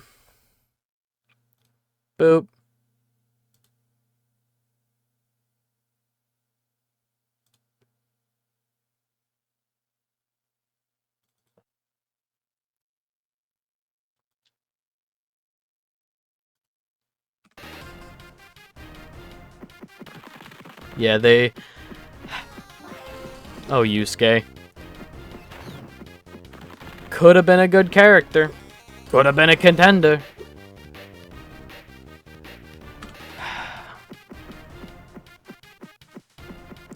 I don't know, it doesn't surprise me since I know Kanji was gonna be a romance option at one point.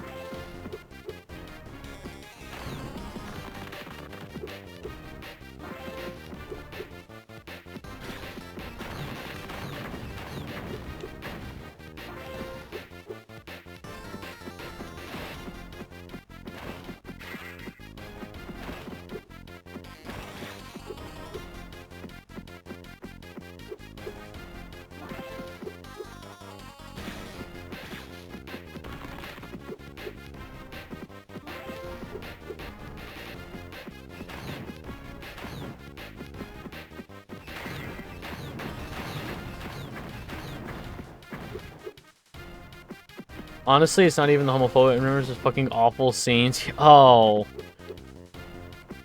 With Chie, yeah. I mean, Yukiko's also just there, but I do know what you're talking about with Chie, yeah.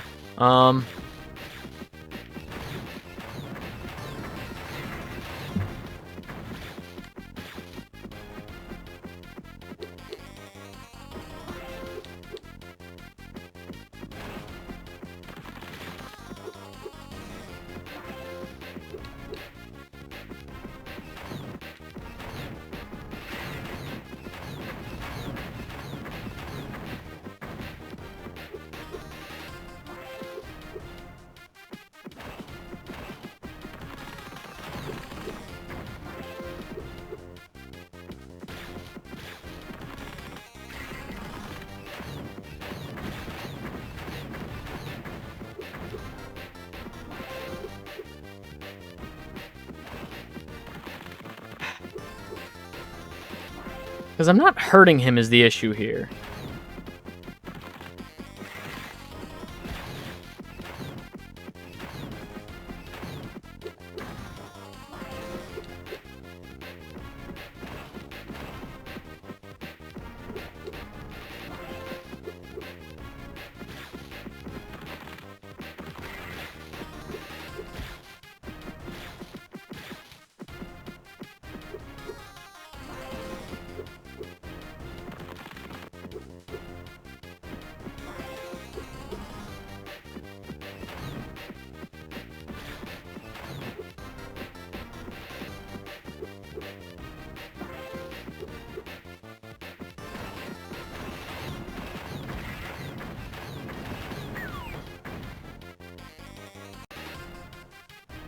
What am I doing?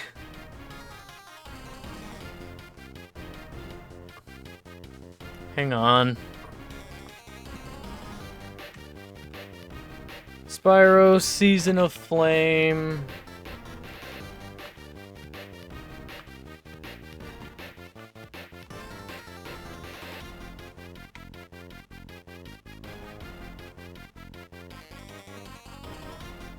Ripto's volcano is the last blah blah blah.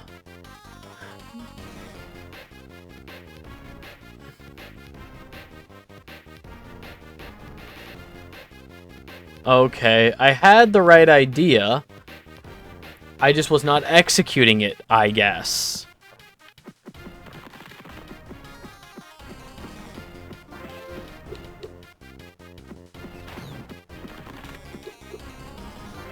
So I do have to charge him before.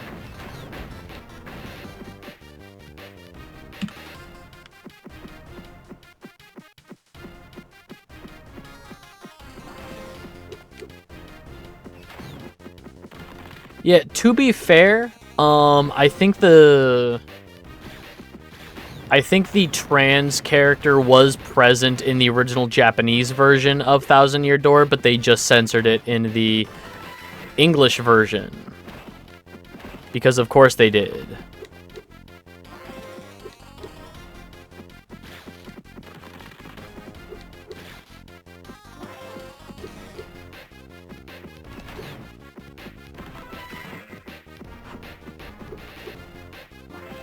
Cause America.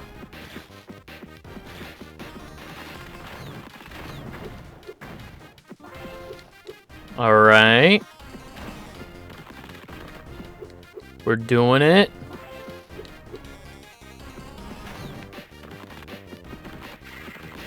Fuck. That's fine, that's fine.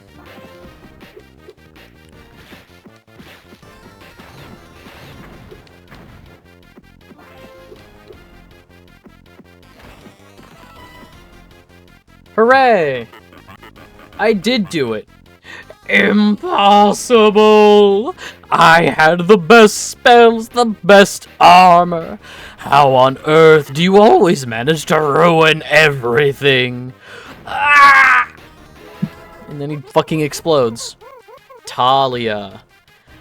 Spyro, you did it. You beat Ripto to death. The realm should be a lot safer with him out of the way. I'm going to use my fairy magic to give you the ability to warp to any world in the game. Just use your atlas to select a world, and then whoosh, my magic will take you there.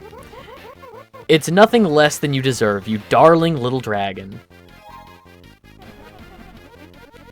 I think we've got enough fireflies to save the Dragon Realm, Spyro. We should return to Sunny Plains and visit the Dragon Elder.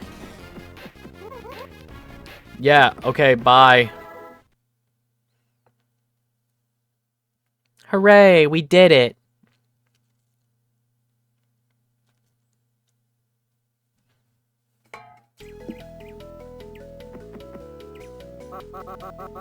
Spyro, I'm afraid you've arrived just in time for me to say goodbye. What? Goodbye? What are you talking about? I'd like to thank all of you for your valiant efforts. I know each of you tried as hard as you could to find the kidnapped fairy flies. Alas, now we must prepare to leave these chilly realms. Don't pack your backs yet? I think the real Spyro was the friends we made along the way. True. Don't pack your bags yet, anyone. Look what I have. Did he just shit all of these out? What is that face he's making? Will these be enough to warm up the Dragon Realms? No. And he just, like, leaves. I thought it was the murder. A splendid job, Spyro. We're all very grateful that you were able to return so many fireflies. Don't mention it. On behalf of all of the dragons and inhabitants of the Dragon Realms, thank you. Don't pack your backs, leave your spines here. Oh my goodness, they're so cute. Holy space cows, Spyro! How did you find so many? Hey, where did Sparks go? I get it. Oh, boy. Oh. Wait, Pierre, Darren, Luke. Those are the names of the... Andy? These are just the names of the alpacas. Those are actually just the names of the alpacas over in Market Mesa / the other one. Winter Mesa. Winter Mesa? Oh, man. All right. Well, that's 2 Game Boy Spyro games out of the way. Congratulations! Congratulations!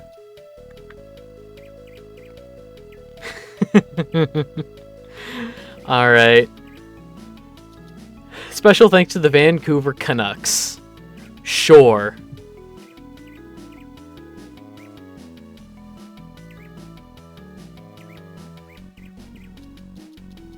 You gonna do Crash Purple? I've already done Spyro Orange Arrow.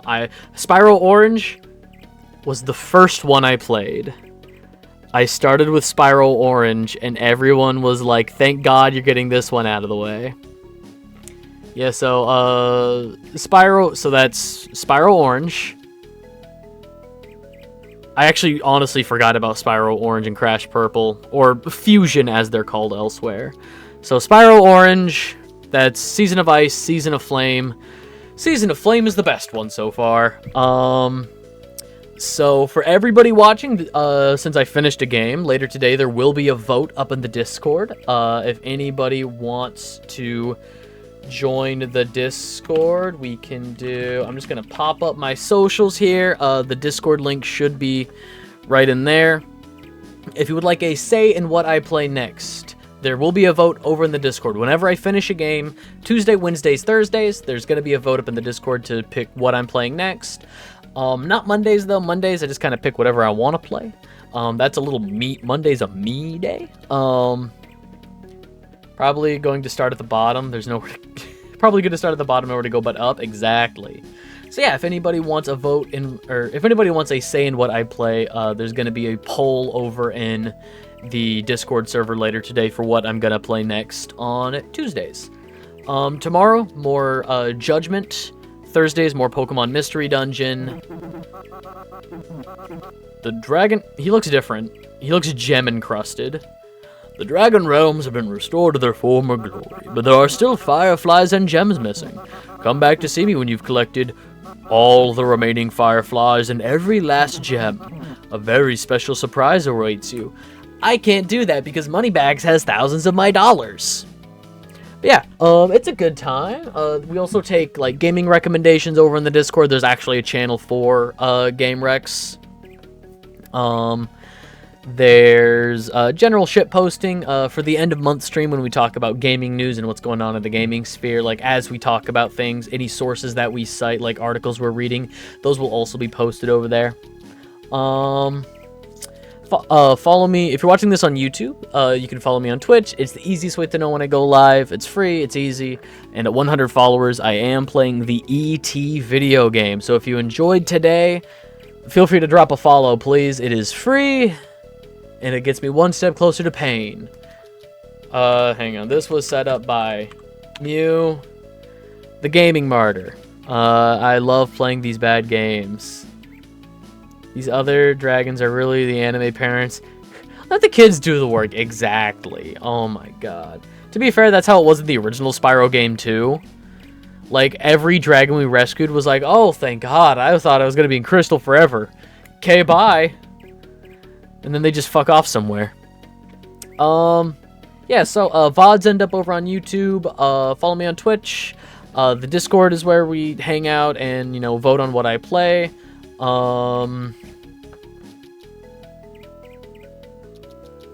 Twitch, Discord, Kill All Film Majors. I've talked about it a couple times today. It's my movie podcast with my friend John. We have a handful of different shows different episode formats that we do over there. Box Office Bomb Squad, where we watch things that are failing in the movie theaters, and kind of talk about, like, is this just bad marketing? Is this actually a bad movie that just didn't get marketing? Or is this actual dog shit? We talk about, there's been some instances where we watch things that are doing good in movie theaters, like Deadpool Wolverine. We recently recorded an episode for Deadpool Wolverine. There's a Goodwill grab bag where we have a crate of movies.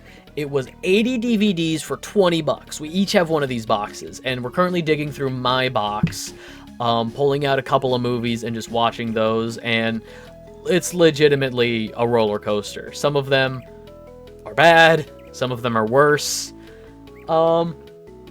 Yeah, no, it's a good time. It's a great time. New episodes every other Saturday, and that is where I just allow myself to be mean, to be cynical, to just have a bad time. Yeah, I think that's gonna do it for me for today. Yeah, there's not. I said we might play some Ratchet and Clank if we had time. I'm looking at the time. I might only get like half an hour, if that, of Ratchet and Clank time in. So that. We'll pick it up next week. Yeah, so that's Spyro done. There's gonna be a poll later today. Those usually go for about 3 days, and it's usually 4 games that I want to play, all different genres and stuff. But so that's Twitch, YouTube, the Discord, Kill All Film Majors. I think that's everything from me. So, be good, be kind, treat people the way that you would want to be treated, and I'll catch you in the next one.